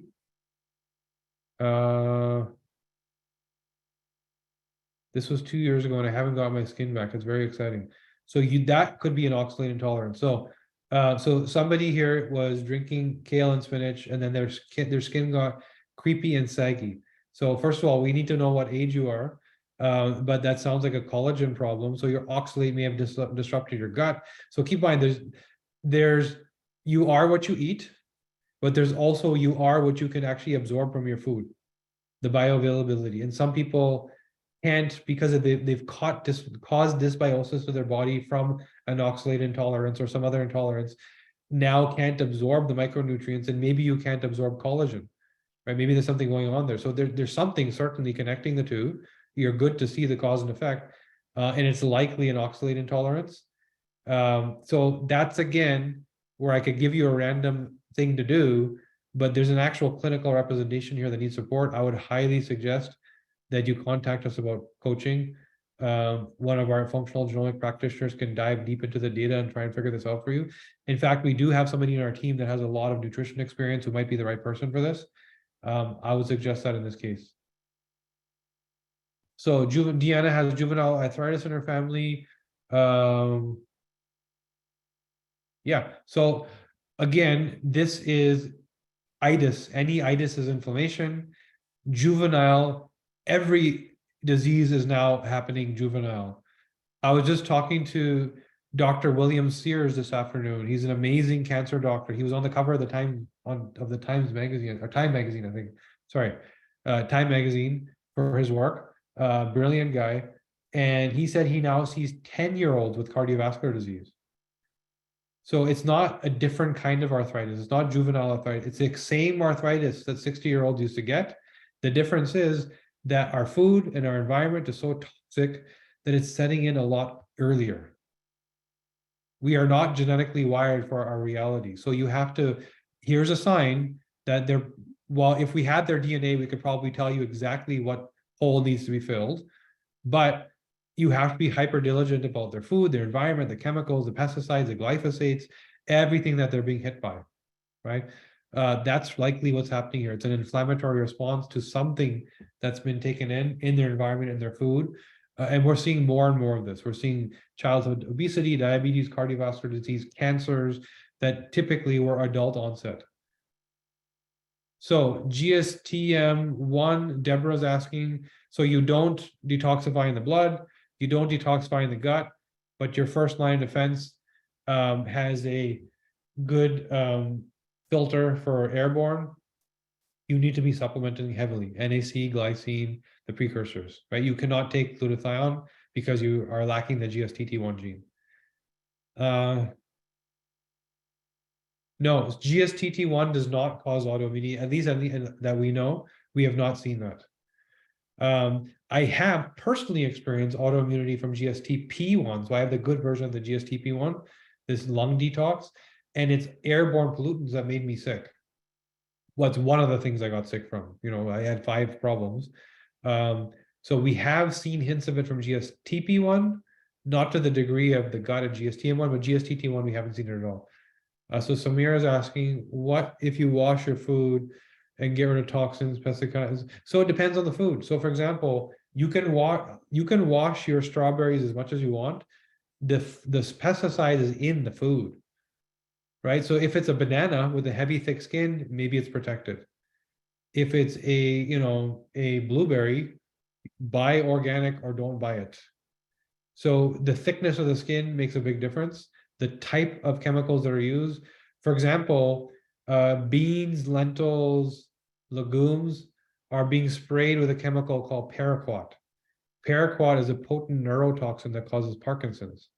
There's a lawsuit right now where 13,000 farmers are suing, I think it's Chevron, who manufactured and supplies this stuff, because they all have Parkinson's. 13,000 farmers who use this chemical regularly. So it's which pesticide, which food, right? A good resource for that is the environmental working group. I'll put that in the chat. Environmental. It's a website you can go to. Environmental working group. They have a website where you can look up anything. They have thousands and thousands of products listed that will tell you their toxic ranking and more information about them. So for your daughter who has a GST TM12, hyper clean, no packaging, no chemicals, no food coloring, no pesticides. It's farm to fork, as close as you can get to plucked out of the ground and sliced with a knife. That's what you want her to be eating. It's difficult because children go see their friends in school and like, why can't I have that? Right? They maybe need to learn. I have that same problem with one of my kids. Why can't I have that? He has a horrible insulin response, horrible starch metabolic pathway. So I've educated him on illness. I've shown him what illness looks like. And he's young, but it didn't scar him. It educated him and elevated him. He now tells his friends, don't eat that. That's poison, right? So yeah, we're that family that shows up to the baseball practice and says no popsicles.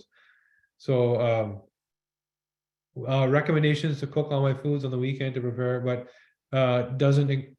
So yes, meats, to answer the question, cook my food on the weekends, but doesn't that increase histamine? Specifically in meats, and more specifically in red meats. So red meats, when you're cooking them, the longer they sit around, the more they cause a histamine response. So you want to eat them fresh.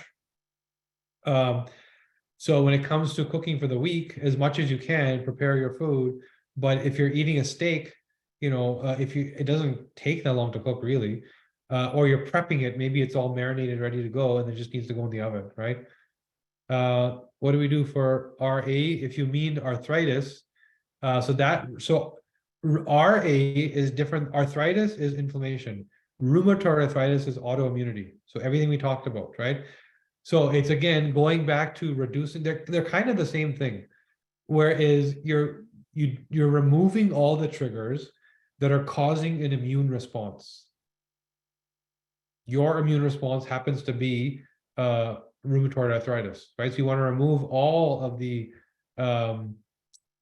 insults that would cause an immune response. Poor methylation for Carmen, CT, GG. So here's a perfect example of personalization. So she's saying, why should I take folinic or folic acid? So most functional medicine doctors will say, oh, here's your methylation support. Here's your methylfolate. That's the exact person for whom I had asked Tracy earlier, maybe you're over methylated, right? So we are much more specific when it comes to methylation. Most genetic tests just look at the MTHFR.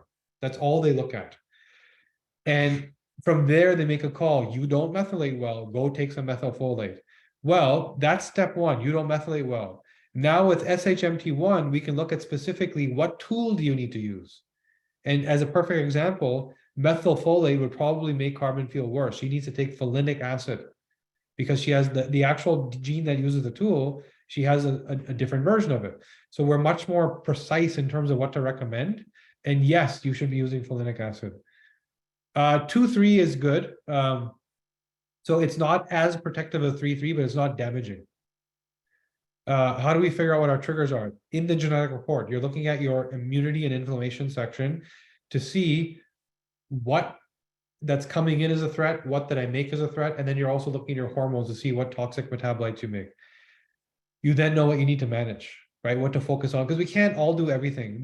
People would say, well, if I know it's about toxins, I'll just get rid of toxins. No, it's very difficult in practical reality to do everything. So it's also about making it easy and just focusing on the low-hanging fruit. Just do what your body needs you to do.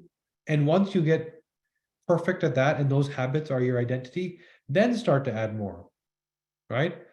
You can't do everything. We know that. The practical matter is you're going to do what you can handle. You still have kids to deal with, you still have family, you still have work, you still have this stuff has to fit in real life. So go figure out the red flag in your inflammation section and focus on that. When I take omega-3 with ApoE4, I feel strange and intoxicated. That is an oddball question. Omega-3 is highly protective for the brain. I have not seen that before myself personally, that omega-3 would make you feel intoxicated. What are you taking? Is it a fish oil? Is it flax? I have never heard that before. Be interesting to see. It sounds like we need to dissect Tracy based on all of what we learned today. She's going to be a new study for us. There's a lot going on there. I've never heard that before. Nordic Naturals is amazing. So Tracy's taking Nordic Naturals, awesome product. Why you would feel intoxicated, I don't know. But there probably is an answer, but it would require some interpretation, right? Okay, avocado, okay. Avocado itself is okay. It's an amazing fat. You just have to look at your metabolic report, which we looked at last week, and to see how well do you metabolize fats and starches to start to plate your food properly. Ghee or butter, grass-fed organic. Ghee typically, because of where it comes from, usually is grass-fed organic. All I would say is if you're not a good fat metabolizer, the ApoA2 gene, you probably want to stay away from ghee, high in saturated fats, maybe stick more to butter. Ghee is a superfood if you can metabolize it, which means your fat metabolic pathway is great and your insulin response is great, then go ahead and use your ghee. But remember, keep it away from starches. Good olive oils to buy. I would say the stuff that comes out of Tunisia is still pretty clean. A lot of the Italian stuff gets cut, even the Moroccan stuff now. I would look for small micro brands, as small as possible. And in fact, I do have specific brand recommendations. I don't know the name by memory, but we can share that with you because there is a actual chef who we spoke to about this, who gave us specific brands that he knows are straight for the manufacturer and are not cut. I don't know what they are. Sorry, Laurie says Dr. Gundry. If Dr. Gundry is making a product, it's going to be good. He's very strict about quality control and ingredient sourcing and gut health. So by the way, my mom is a major Dr. Gundry fan. And I'm going to tell you a quick story. I was in the biohacking conference last year, and I did Dr. Gundry's genetic review for him at a personal level, right? And I took a picture to send to my mom because I know she's a super fan. And her response was, "Oh, can you let him know that my shipment of gut support didn't arrive?" And I was like, "Well, he's not the guy in the warehouse, so it might not be the right guy to take your complaint, but I'll offer to him." So I literally told him my mom's complaining because she didn't get her shipment of her gut support. So he actually sent her a box of gut support, and he sent the wrong product. So then my mom sent another complaint saying, "Can you please let him know that they got it wrong again? And can he please send the right stuff?" Not acknowledging that she got this free gift of a box full of supplements. And so then he was apologetic and sent her the right stuff. She then got an automated email saying, "Hello, happy Mother's Day recently." And she sent me a screenshot. She said, "Look, he loves me so much, he sent me a Mother's Day email." So that's my mama, big mama, as we call her, Dr. Gundry story. Now, going back to it, do not mix starches. What I mean is your meal, if you're mixing fat with starch and you're not ideal at metabolizing both of these, which is in your diet report, then you're going to struggle. Why? Because starches get metabolized first. It's the easiest fuel to burn. And if you don't do well there, then your body is stuck and not getting to the fat, right? So if you're not doing well with starches, you never want, or fat, either one, you do not want to combine them. So pasta with meatballs is not a good idea. It's more like I'm having my meat, and if I need carbs for some reason, I'm going on a run tomorrow, it's a separate meal. Inflammation and support mitochondria. So we make the mitochondrial optimizer and detox optimizer. That combination supports exactly what you're describing. Now, beyond that, curcumin turmeric supports inflammation. MitoPure, urolithin A, I'll type it in here. Urolithin A is known as a potent mitochondrial support ingredient. You just have to find who uses it. There's also tocotrienols, which we use in the mitochondrial support we have. That's another amazing thing. Parkinson's, no. Parkinson's is neurodegenerative, and we're learning more and more and more and more and more that Parkinson's is a big lie. It's not this genetic condition that some people develop, which is what we've been told for so long. What it is your neurology being cooked from toxins over time. The thing that I just told you, those 13,000 farmers are suing the manufacturer of paraquats because the evidence is clear that Parkinson's is highly elevated in these people. There's a toxin called TCE that's in the US water supply. It's in 30% of tap water in the US.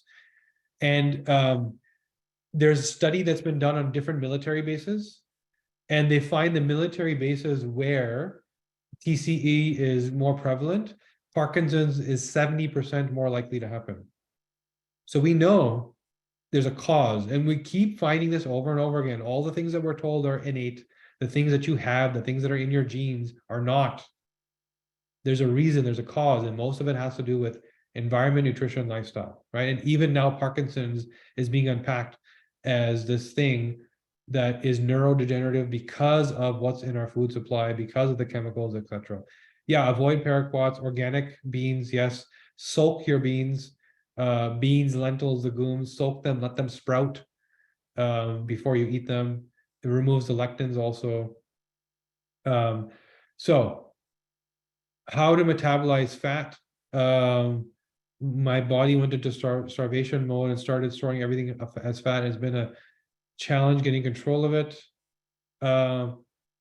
So this is another area where I'd highly recommend coaching, because there's no single, it's for the people that get stuck. It's not, hey, go do this, go eat less calories, go on a treadmill. It's usually not the answer. It could be that you don't detox properly and your body is actually storing fat as a place to deposit the toxins. It could be that you're making too much estrogen and your body's being instructed by a hormone to not let the fat go, right? So we can get highly personalized into the why. We have a brilliant functional genomics practitioner on our team named Justin Harris, who just finished doing, I think, 50 weight loss programs for 50 different people. He's amazing at it. So I would highly recommend coaching in that regard, because it's not a single answer, but it's such a powerful answer when you get the right answer. It works like this, right? GSTT1 is the gene that clears stuff that's in your blood. GSTM1 protects your gut. That's the difference. So those two jobs are optimal or suboptimal. Repatha, I'm not familiar with. Shelly Rodriguez, I don't know what Repatha is. Maybe you can drop a note in the chat box about what that is. I might be familiar with it, maybe just not know the name. Sorry, Shelly. EMF blockers, yeah. I use Leela. I'll type it in here. Leela Quantum. It's actually a quantum physics tool. Really cool what it does.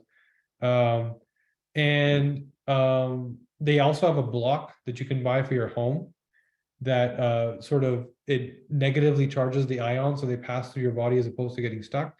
I would also suggest a PEMF mat, so to mitigate. So there's EMF, which is the toxin. PEMF removes the toxin. I can tell you that I have a lymph node here that was swollen for months. And I know that it was COVID related. The spike protein clogs up your lymphs. And as much as I was using, spike protein killers, because I know what they are, this particular area wasn't going away. So I use PEMF here, and I'm not kidding you, in 3 nights, I improved to a level that I could not improve in 3 months. Right? So it fixes a lot. And you can imagine how much it counters the EMF. Okay. So for Kim, how do you make same thing, Leela quantum or PEMF? And same question again.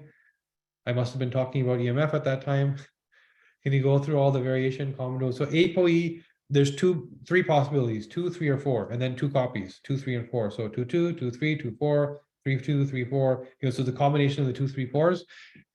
2 and 3 are healthy territory, 3 being ideal, 4 is unhealthy territory. Please recommend an EMF blocking, same thing. I do well with ALA, L-carnitine, sorry, CoQ10, PQQ. By the way, that combination, to answer the question of what's the spike protein killer, Wendy's answer of I take acetyl L-carnitine, CoQ10, and PQQ, that combination right there is a massive spike protein killer and mitochondrial stimulator and inflammation reducer. Right? So that's why you feel the way you feel, and that's why it's working. So it does signal that you're teetering on inflammation, and there's some root cause driving it, and you should probably, so you're turning one dial, which is let me add the thing that helps me feel better, but you also have to turn the other dial of what's triggering this, what's in my environment that's a problem. Yeah, nattokinase, sorry, also very powerful. There's a particular version that has I think there's like an enzyme attached to or something, because it's hard for your body to actually make it bioavailable. I forgot what that version is called, but I can tell you. We already recommended that. GSTT1 is in the blood defense, GSTM1 is gut. For EMF, we talked about that. Leela quantum, yes, for sure. How do you support SOD? We talked about that, everything around mitochondrial support. So some of these questions, again, were asked a while ago, so they've already been answered. Androgen dominant woman increases risk for cancer, increases risk for PCOS, infertility, hair loss, acne, potentially aggressive behavior, like androgenized warrior type thinking, right? Because you're more androgenized. So those are the issues. You probably have a better muscle tone, and it's harder to put on fat, right? So yeah, that's what to think about. Andrew has 00 AG. We talked about that already. Why shouldn't take glutathione? So GSTT. So why shouldn't I take glutathione? If you have GSTT1 or GSTT0, then your glutathione in your body isn't being instructed properly, to put it simply, which means that it also binds onto nutrients and minerals that you actually need. And so it doesn't work for you. And that's why the precursors are more supportive of the problem, right? If you have GSTT2, go ahead and use glutathione.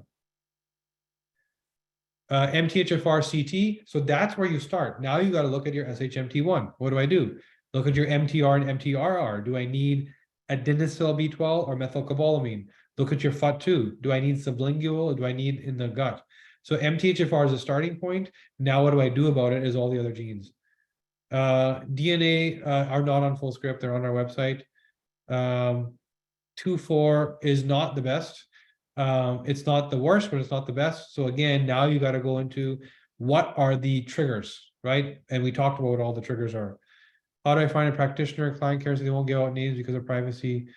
No, if you email us, so email client care, they're gonna an intake coach will figure out what's going on with you, and then pair you with the right person. Do you need hormone support? Do you need nutrition support, et cetera, et cetera, et cetera? So it's not about finding a practitioner. It's about you contacting us here at Client Care, which you can see. And then we will figure out what your problem is and pair you up with the right person. Dirk is saying, when a body replaces a whole new kidney, does it also replicate the When your body replaces a whole new kidney, does it also replicate the pre-existing kidney cyst or other? So if you have a kidney cyst, which is damaging your kidney, so ACE is the gene that speaks to kidney function, not so much to cysts. I would say cyst is more of a terrain issue, that you're not healthy, right? For that cyst to actually be able to form. ACE more speaks to kidney function itself. So the actual quality of filtering of your kidney, right? And yes, regardless of whether you have an existing kidney or a transplant, the ACE will still instruct the gene on its kidney function. In terms of cyst, that's more of a terrain toxicity problem. Julia says, number one, you're amazing. You're correct. You got that one right. Number two, I've been put on LMNT salts. Can you sense the humbleness? Is there a gene that tells us our salt sensitivity? So yes, the ACE gene, the one we were just talking about, also speaks to salt sensitivity. But keep in mind, that is in today's corrupt context of bad salt. LMNT is real salt. It's not going to cause you a hypertension problem. What's going to cause you a hypertension problem? When you eat sugar, starches, and bread, and you eat seed oils, and you're inflamed, and you eat white ionized table salt. The science on hypertension is built on that, what we currently eat. If you eat real salt, you'll be fine. I put salt in my water every day, all day, because it's a mineral that's scraped from a seabed that's several thousand years old. It's not white ionized table salt, right?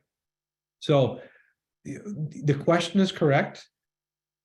And that just points to how little, or I should say, how much we've been re-educated on where disease comes from.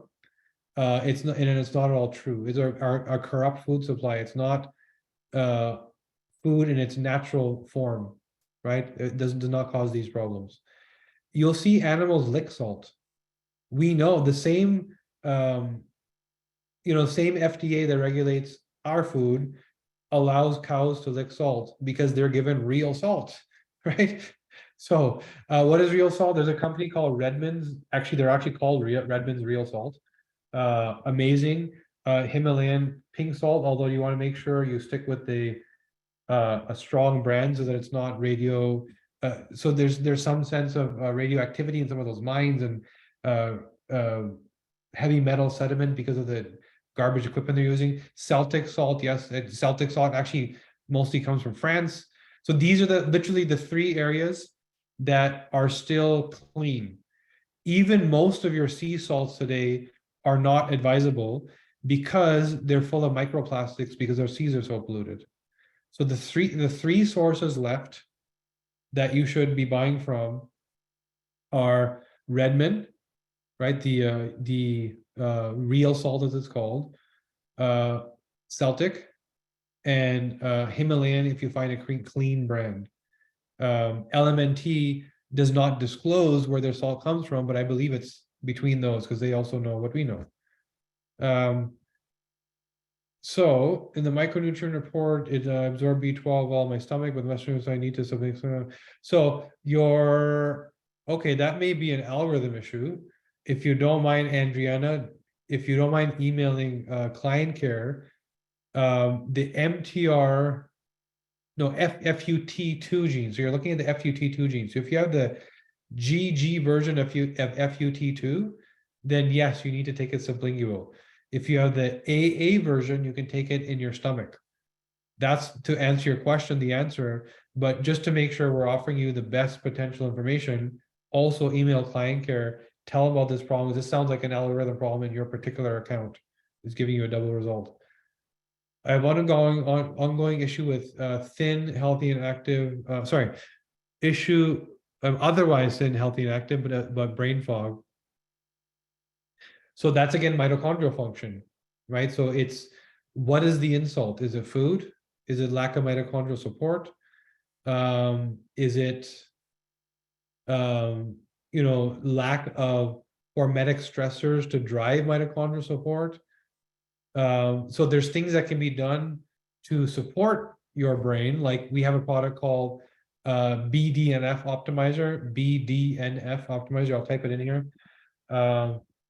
And it supports the production of BDNF, which speaks to neuroplasticity, right? So that's a big one for you. I would say otherwise, yes to detox, probably heavy metal, removing of heavy metals, which affects the brain in a big way. But we need to get personalized. We can coach you through that one, but I would say in general, focus on mitochondria and detox. Recommendations for high BP. Yeah, don't have high BP. And here's how you do it. You have to go back to the thing we keep saying, which is your foods are driving metabolic unrest and inflammatory hell, and it's allowing things like high BP to be possible. You should not have it.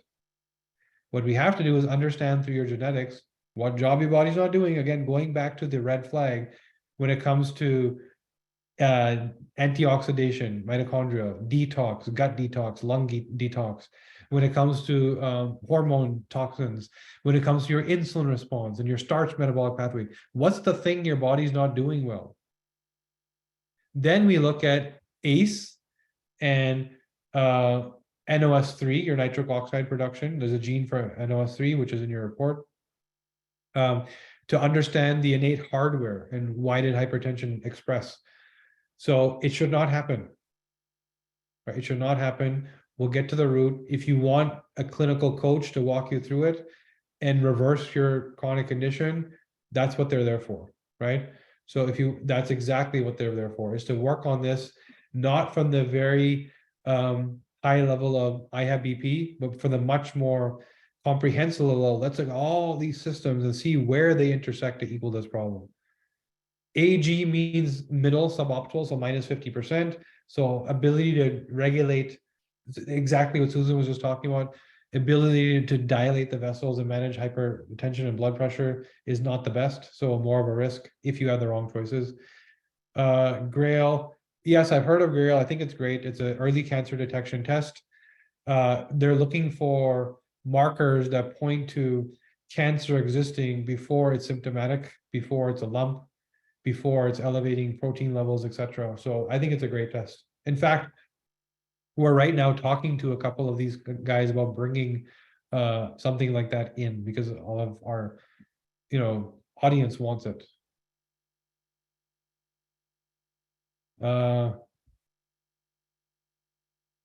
Let's see. Yeah, we talked about the list of clinicians already. Anemia. So that's an exact place where all of a sudden you have anemia, right? That's an exact place that requires coaching. There's no straightforward answer here, but I bet you there is an answer, right? Anything that you adopt over time, you do not need to have. Something happened. There's a cause. We have to do some detective work with opening up your genome and auditing your habits to figure out what happened. And the good news is, once you figure out what happened, you don't have the thing anymore. So this is an exact area, Janice, where coaching is recommended, where you need somebody guiding you through. This is not self-serve quarterbacking like we were talking about earlier. This is somebody working on it for you. That's what I would suggest. There's no standard for gene results, so which different genes, we're looking at different locations in different letters. Sometimes it's an A, sometimes it's a G. Genes are thousands of letters long, right? So no, it's no standard. It's for that gene and that SNP. Even within the same gene, we might look at a different location that has different letters, right? APOE24 means one problematic version, one protective version. So you still have to make that a major priority. It's just 2 is not as protective as 3. So it has to become a priority. You have to think about what are all the toxic insults that are going to cause brain cell death and inflammation to the brain. Why would your body have an inflammatory insult to the brain? That's what you need to do. Chronic dandruff, not that I can think of. No. Not that I know of, but I'm sure if we did detective work, we could probably figure it out. I mean, it's a skin health issue. It may be a hormone thing. So that's a question we could likely answer, but it's not something we currently report on. We could figure it out. Co-dominance means that you're androgen dominant and estrogen dominant. So you're not one or the other, you're both, which means you make too much estrogen and you make too much testosterone. So you have to deal with both of those. This is not a common thing to see, but it is highly possible. Vitaligo, I'm not familiar. I'm not familiar. Again, I can look that up and tell you, but I'm not familiar. For Jerry, when I exercise and get hot and so on, I get hives. Yeah, so that may be again a methylation problem. Your skin is inflamed. Goes back to what I was saying. And Luigi, keep in mind your first question. I gave you the same answer. That it sounds like you're already inflamed. You're already teetering on the edge. These multiple symptoms are all the same thing. Your skin is inflamed. Again, forget about the symptoms. They're screaming to you, please investigate. It's the same thing over and over again, just expressing in different ways, depending on what you did that day, whether it's sauna or whether it's, some other exposure. So it's really, we know now that you're suffering from inflammation, that your body is teetering on the edge of not doing well, and there's triggers that just bring you over there, right? So you need to bring everything down. You need to figure out what is that red flag, all the red flags you talked about, and focus hyper on that. Yes, my traditional sauna works on both mitochondria and BDNF. So Lori changed her eating habits. Her blood work was done, and looks like things are getting better. She's no longer pre-diabetic. So she got into her DNA results. She changed her habits, and she's no longer pre-diabetic.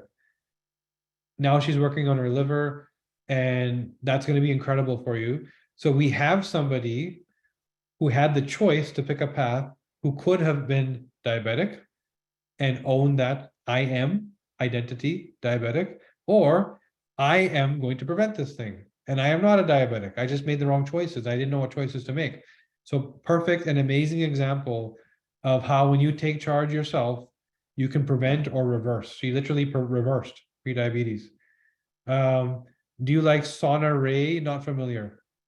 I'm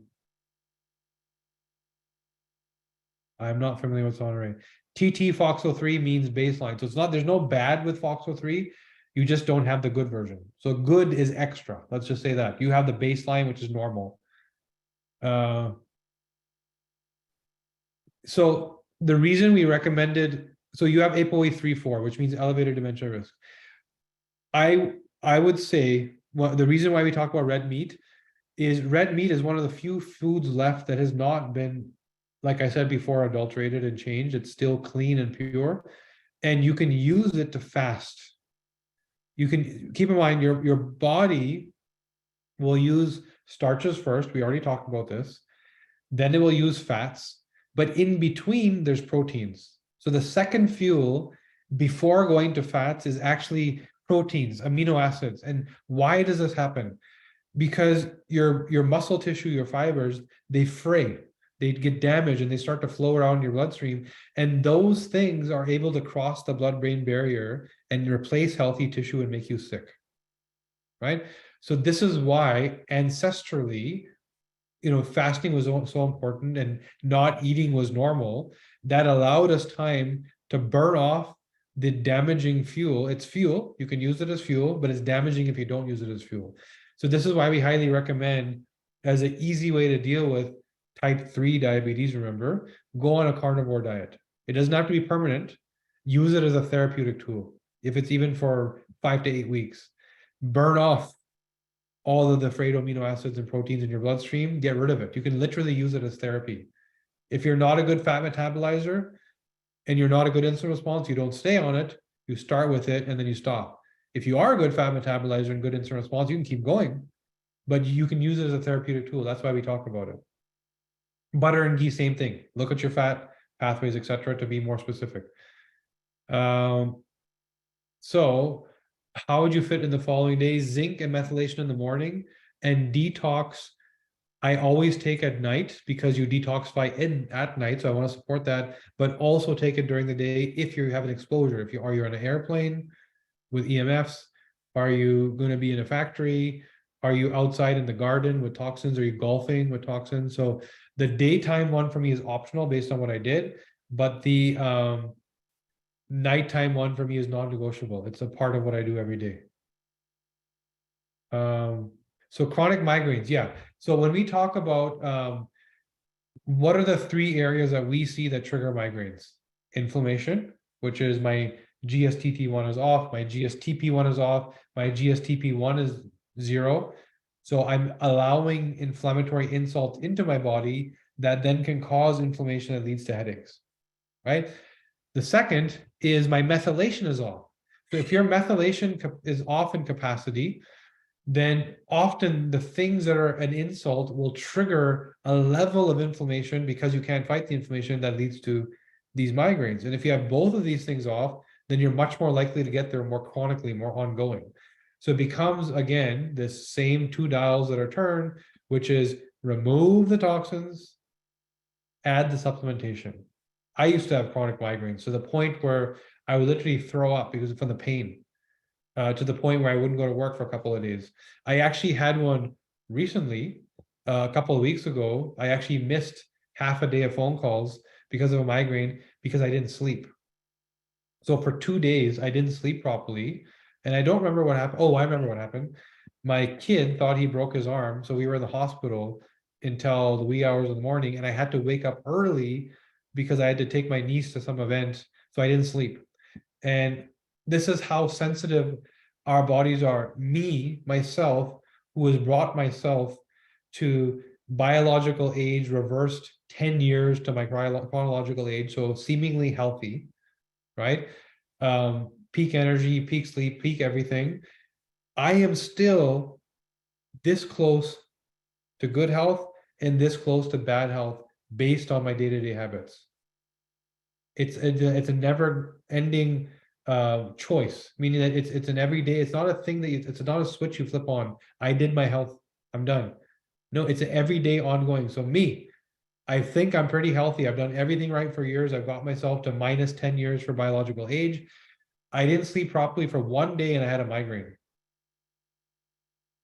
Right? Because I don't know what happened that day, whether I overtrained and maybe there was too much to recover from in combination with that. There must have been more to it than just that. But that's how close we are to poor health and why it's so important to maintain. Teen acne hormones. We're going to talk about that next week. It has to do with testosterone, and we're going to dive into that. Ribose, yes, we do find D-ribose in general supports cellular health, right? For sure. Yes, we can prescribe in Florida.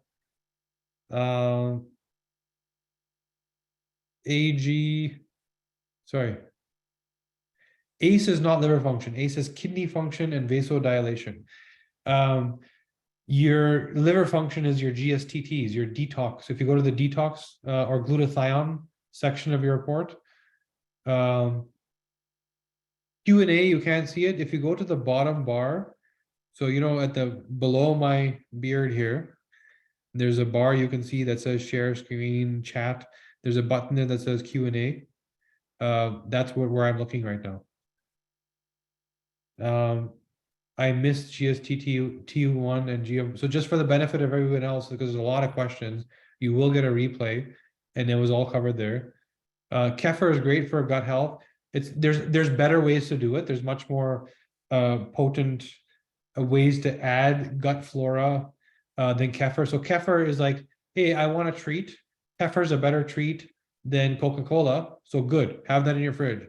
But it's not therapeutic. Therapeutic is enzymes, microbiome labs, Megaspore is a great product, prebiotics, probiotics, right? So it's not therapeutic, but it's a better food than something else that is not therapeutic at the 0 level, right?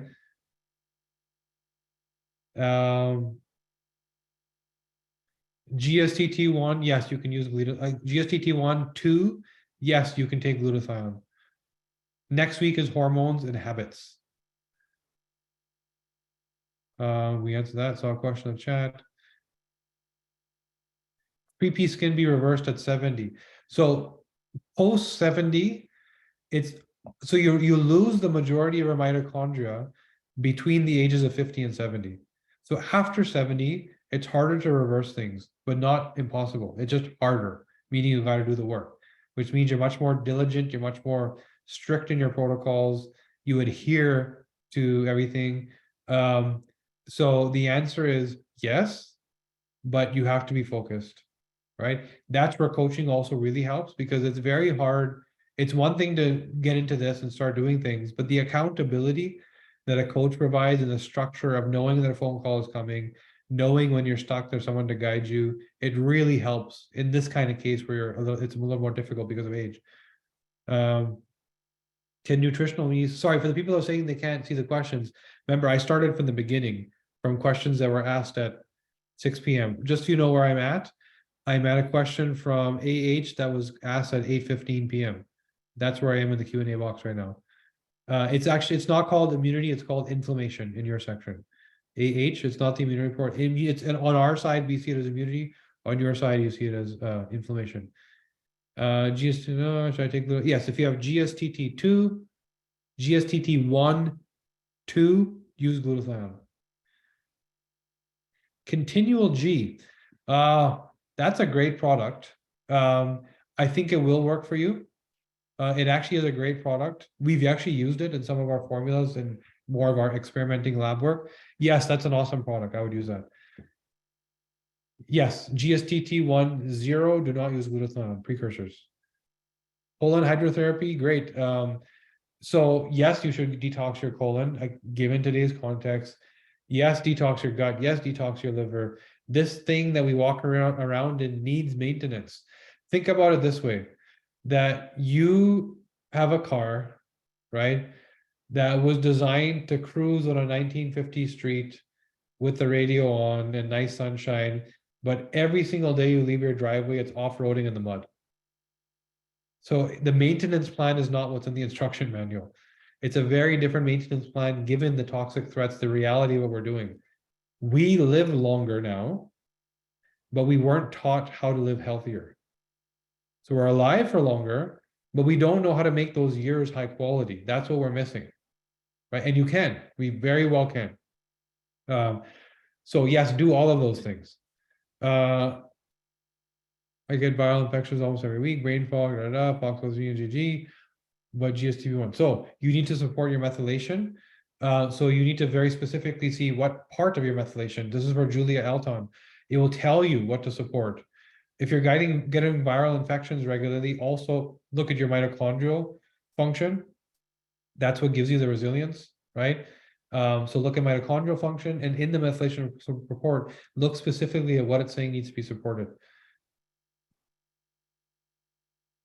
So there you go. So Celeste said that she was able to support her arthritis by removing gluten, lectins, and nightshades, all inflammatory, all things that would lead to an autoimmune type response if they were ongoing chronic all the time. And this is a common thing known for nightshades. Some people eat them and get joint pains right away, right? SHMT1, can you explain? I have this too. So yeah, so that just means that the way you support methylation is with folinic acid, not with folate, not with folic acid. That's why you get that heart pounding. You're over methylated when you take folic. You need folinic acid. CC, MTH, Kevin, MTHFR, CC is good. Teresa, who should use the colonic acid? Colonic acid. I'm not familiar with that. Can you recommend good anti-inflammatory supplements? The combination of mitochondrial optimizer and detox optimizer that we make, right? That's a great combination. Curcumin is a great one. A lot of Ayurvedic products are designed around reducing inflammation. They're really good for that. So you'll see food-based supplementation in Ayurvedic products.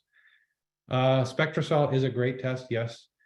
My report discouraged butter for me in my diet, probably because you're not a good fat metabolizer. So again, use it as a therapeutic tool. That's exactly what I was saying. Use it as a therapeutic tool, meaning short-lived, just to improve yourself, but not as an ongoing diet choice. 5 to 8 weeks as a therapeutic tool.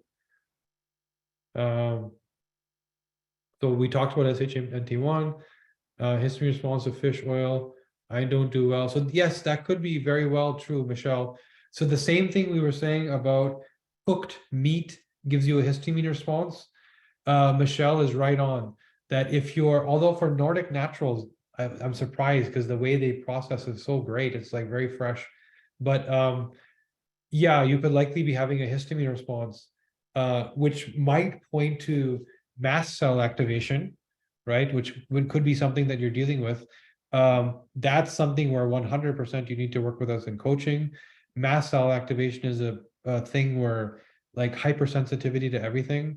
We were working right now on a mast cell project where every little ingredient is being picked and pulled apart and audited. So you might want to look at that, Tracy. Gundry's comes from Morocco. He's probably got the right sources out there. If you should do fasting or not, we're going to talk about that next week. Hormones. Is there a supplement for a suboptimal nitric oxide response? Yeah. There is, there's a lot of products that use beet extracts. A really good one is made by Dr. Brian. I don't remember his last name. B-R-Y. If you Google Dr. B-R-Y-A-N nitric oxide, you'll find it. He's amazing. You'll see some amazing reports from him. Also, publications, etc. He makes a great product. Calroy, we're actually going to start. So on our website, we sell a product called Arterasil from Calroy.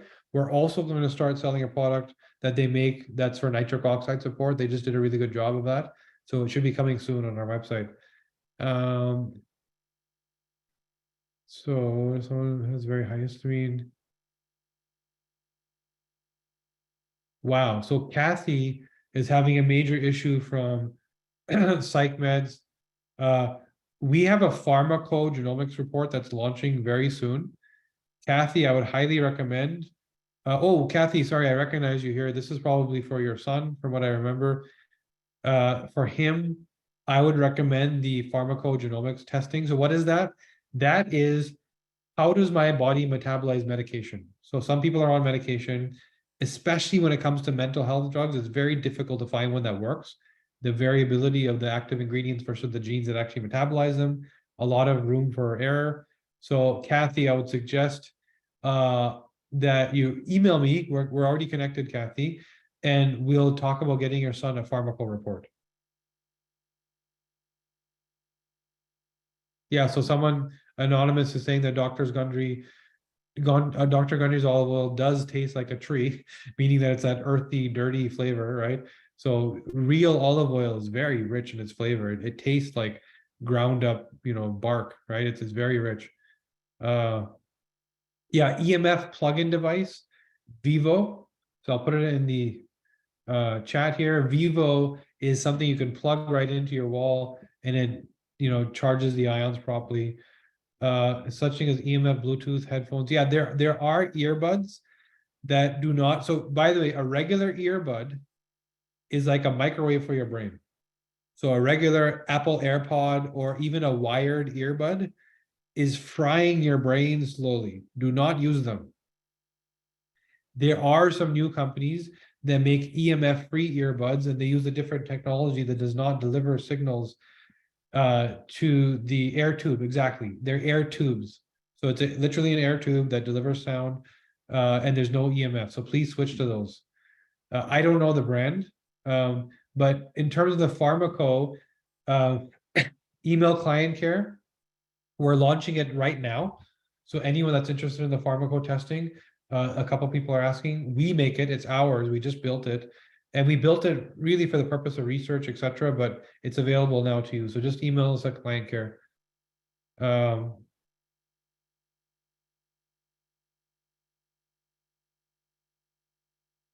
Thanks for sharing. What difference between CoQ10 and ubiquinol?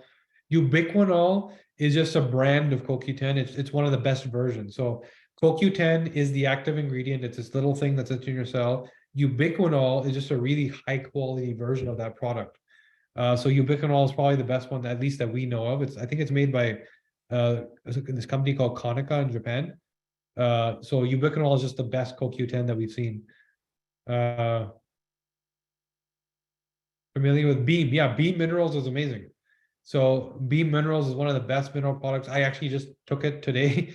I use it in my water. I'm either putting salt in there or Beam in there. So Beam is a great product, not yet available in Canada. We're actually trying to help them get into Canada. But if in the US, it's available everywhere. For mycotoxins, yes. So if a mycotoxin, yes, for sure. Use a detox optimizer.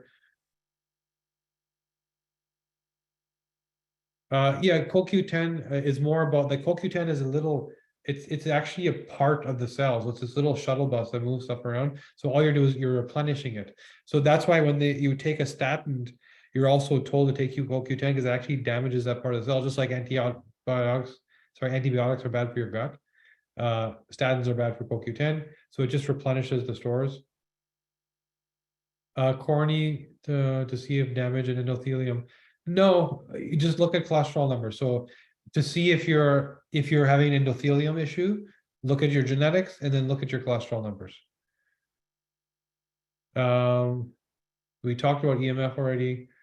MitoQ, not familiar with MitoQ. Human growth hormone.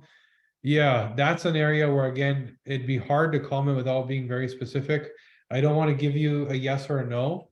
We have to, when it comes to hormones, we have to be very specific because it's not the same answer for two people. Depends on what your genes are doing with them. So that's an area where I would say we have to go coaching or clinical. Out of the 22,000 genes, we only look at 100 of them. So all this noise out there of we scan 1,000 genes, we scan 2,000, we scan the entire genome, an exosome test. How much did they change your life? Right? That should be the question. Testing is easy. It's everything we're talking about today did not come from a test. Right? The test was just the results. You have this version of this gene. Everything we talked about today are all insights that we've learned from supporting people clinically.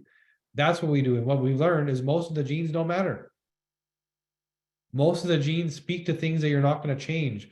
The major big problems, chronic disease, aging, energy, come from all the core systems, hormones, metabolic pathways, inflammation, etc., which is exactly what we're talking about today. Excessive sweating could have to do with detox pathways. So your body detoxifies through urine, poop, sweating. You can also bleed. That's why you get eczema. So it may be your body trying to detoxify. So I would look at that glutathione pathway. Is ACE-GG, ACE-AA, or GG? Sorry, 1 second. It's not liver function, it's kidney, by the way, sorry. Thyroid. So thyroid, we're going to talk about next week, hormones. Nuts that are healthy. From what I've learned, macadamia, depending on the source, and cashews, almonds have oxalates, peanuts are toxic.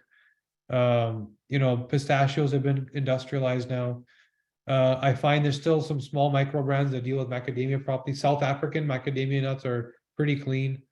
Cashews, yes, have oxalates for sure, but it depends on what your intention is here, right? If it's a toxin question, different answer. If it's an oxalate question, different answer. If it's a metabolic health question, it's a different answer. So you have to just what's the problem you're trying to solve? Yes, Brazil nuts have a lot of selenium. Safe bet that I've seen is macadamia from South Africa, the cleanest I've seen from potential options. I haven't dug that deep into the research. From the little that I did, that's what I saw. I only show 18 questions answered. You have to go to open. There's 18 questions answered. I haven't been typing in the answers, so go to open. On the top it says open 152. Type 1 cannot be reversed. GSTT1 we already answered. Type 1 be reversed. No, cannot be reversed. At least that we know. I shouldn't say that. Probably yes. We don't know the answer yet. There's no answer to give you on how to reverse it yet. Can you take glutathione precursors added, such as Seeking Health, glutathione plus? I would not suggest anyone take glutathione if they have a null GSTT1 specifically. Third cause of migraines, we talked about methylation. inflammation. Then there's, what did I miss? What did I miss? I might be having a migraine right now. I missed. So there's other triggers like hormones, for example, in women, which is estrogen toxicity, which can lead to inflammation. There's plaque buildup, which makes the brain more sensitive, which again goes to ApoE3 and plaque formation and lipid transport. Those are the big ones that come to mind. Mitochondrial function. Sorry, that's the one that I missed. The majority of mitochondria, like we said, the highest density is in your brain. So your mitochondria is not functioning properly, then the cells are constantly going to be struggling to every threat. And as you age, that's going to equal migraines.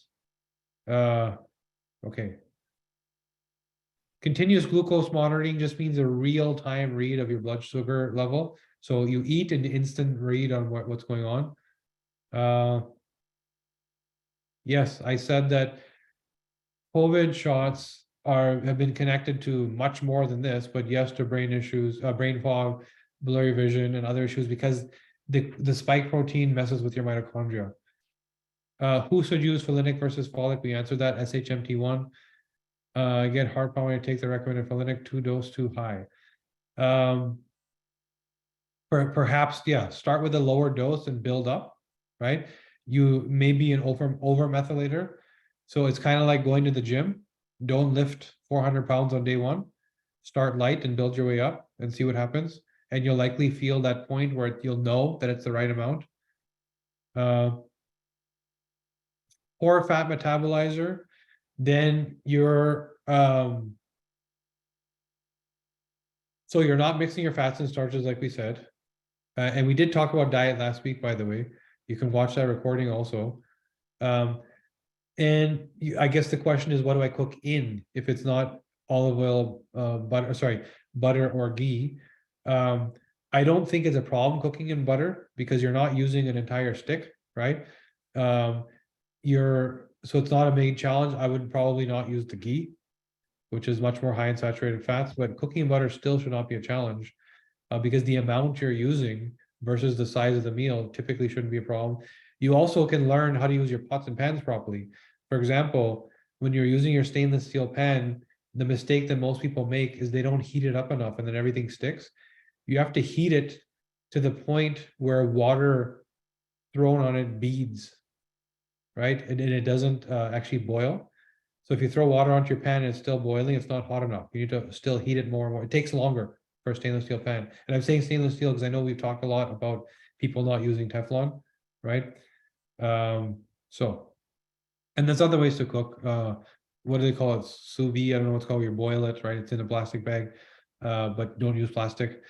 Mast cell, email client care. We can invite you to the mast cell event. It's actually not our event. It's somebody else's. We are just, we are the, I guess, guest. We're speaking at the event. It's a mast cell community. We can, again, email client care. How do I get in the mast cell community? We'll get you the answer. Sabrina wants a pharmaco test. Email client care, say, I want the pharmaco test. We will get you the answer. Can you look at someone's genes and tell if they have cancer? No, not if they have cancer, but why they would get it. What would cause it?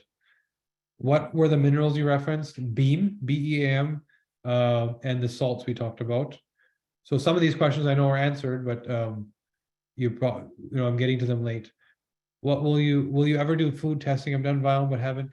Yeah, so there is a such thing as nutrigenomics, which is like the genetics of your diet. I'm not convinced that how effective or accurate that is, so we haven't implemented it. But what I do believe is that microbiome data is the other half that's required for personalization. So your genes are the first half, and then your microbiome is the second half. And I do think we will one day incorporate a microbiome test to sort of circulate everything and give a holistic answer.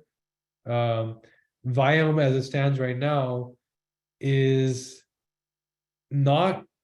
So Tracy just kind of answered the question. Me trying not to get sued for defamation is not going to say what Tracy said, but if you read what Tracy just said, that's the challenge, is when you have a product is still in the research phase and it changes and it's not certain yet, it's kind of challenging for someone that really is trying to make a difference in their health versus just like an infotainment type experience. So I don't think it's there yet. Okay, so macadamia nut oil would do it. I don't know the answer to that. I think in general, nut and seed oils are omega-6 rich. I'm not sure if that's true for macadamia. From what I understand, it's really rich in omega-3s, very healthy profile. I actually don't know the answer to that, but I do know someone that we can find out from, a macadamia farmer actually. Is there a recording? Yes, there's a recording of the Brain Tap webinar. Again, email client care. What if they get cancer with a DNA fine tune? Yeah, if somebody has cancer, we're going to get into the why. We're not going to work with the cancer. We're going to work on the systems. Where's your body failing? What job does your body not do? And why did the cancer form? That's where we would intervene. GSTT1, if you have 0 copies, you should not be taking glutathione. If you have 2 copies, you should. If you have 0 or 1 copies, use precursors. Younger you, yeah, Cara Fitzgerald is amazing. She does a really good job, and yeah, we should connect with her. You're exactly right. She does an amazing job. So it looks like we've been through all the questions, all 158 of them. Now, I know we're over time by almost 20 minutes now, so I want to make sure we end on time and give you guys your evening back. So this was aging, chronic disease. Again, the intention was not to speak to a disease and tell you how we think about it.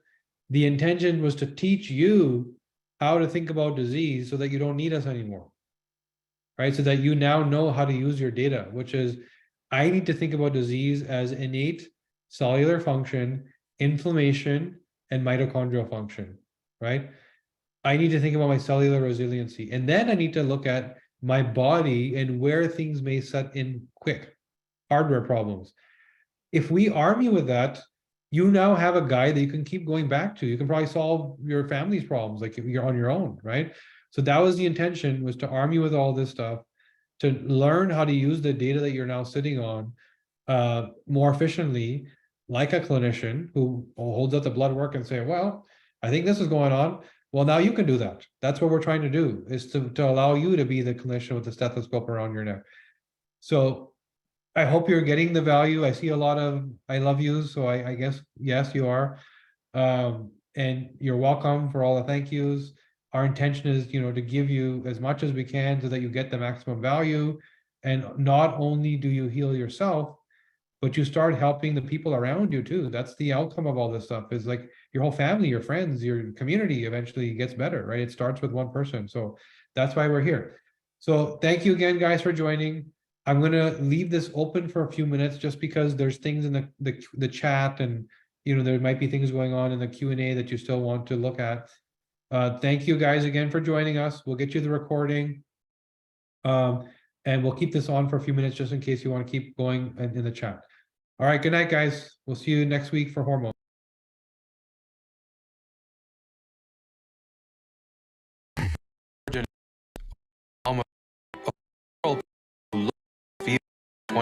Isn't they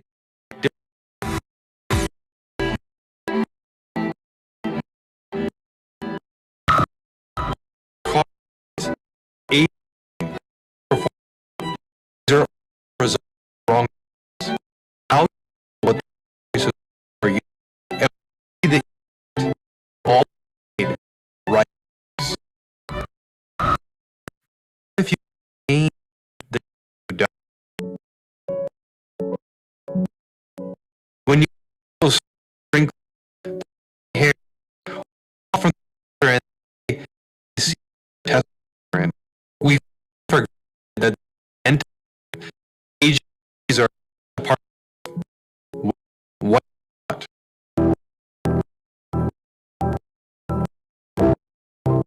you feed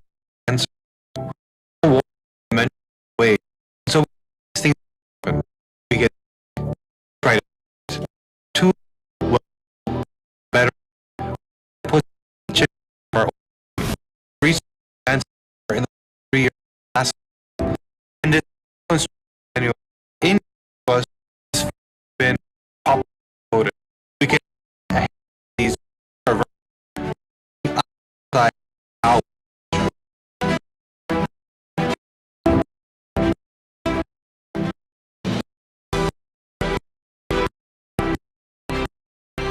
our is please over some at front and them. You look here, you can't be medically every them all made and we stood of millions in of your thousands with one to slow down catch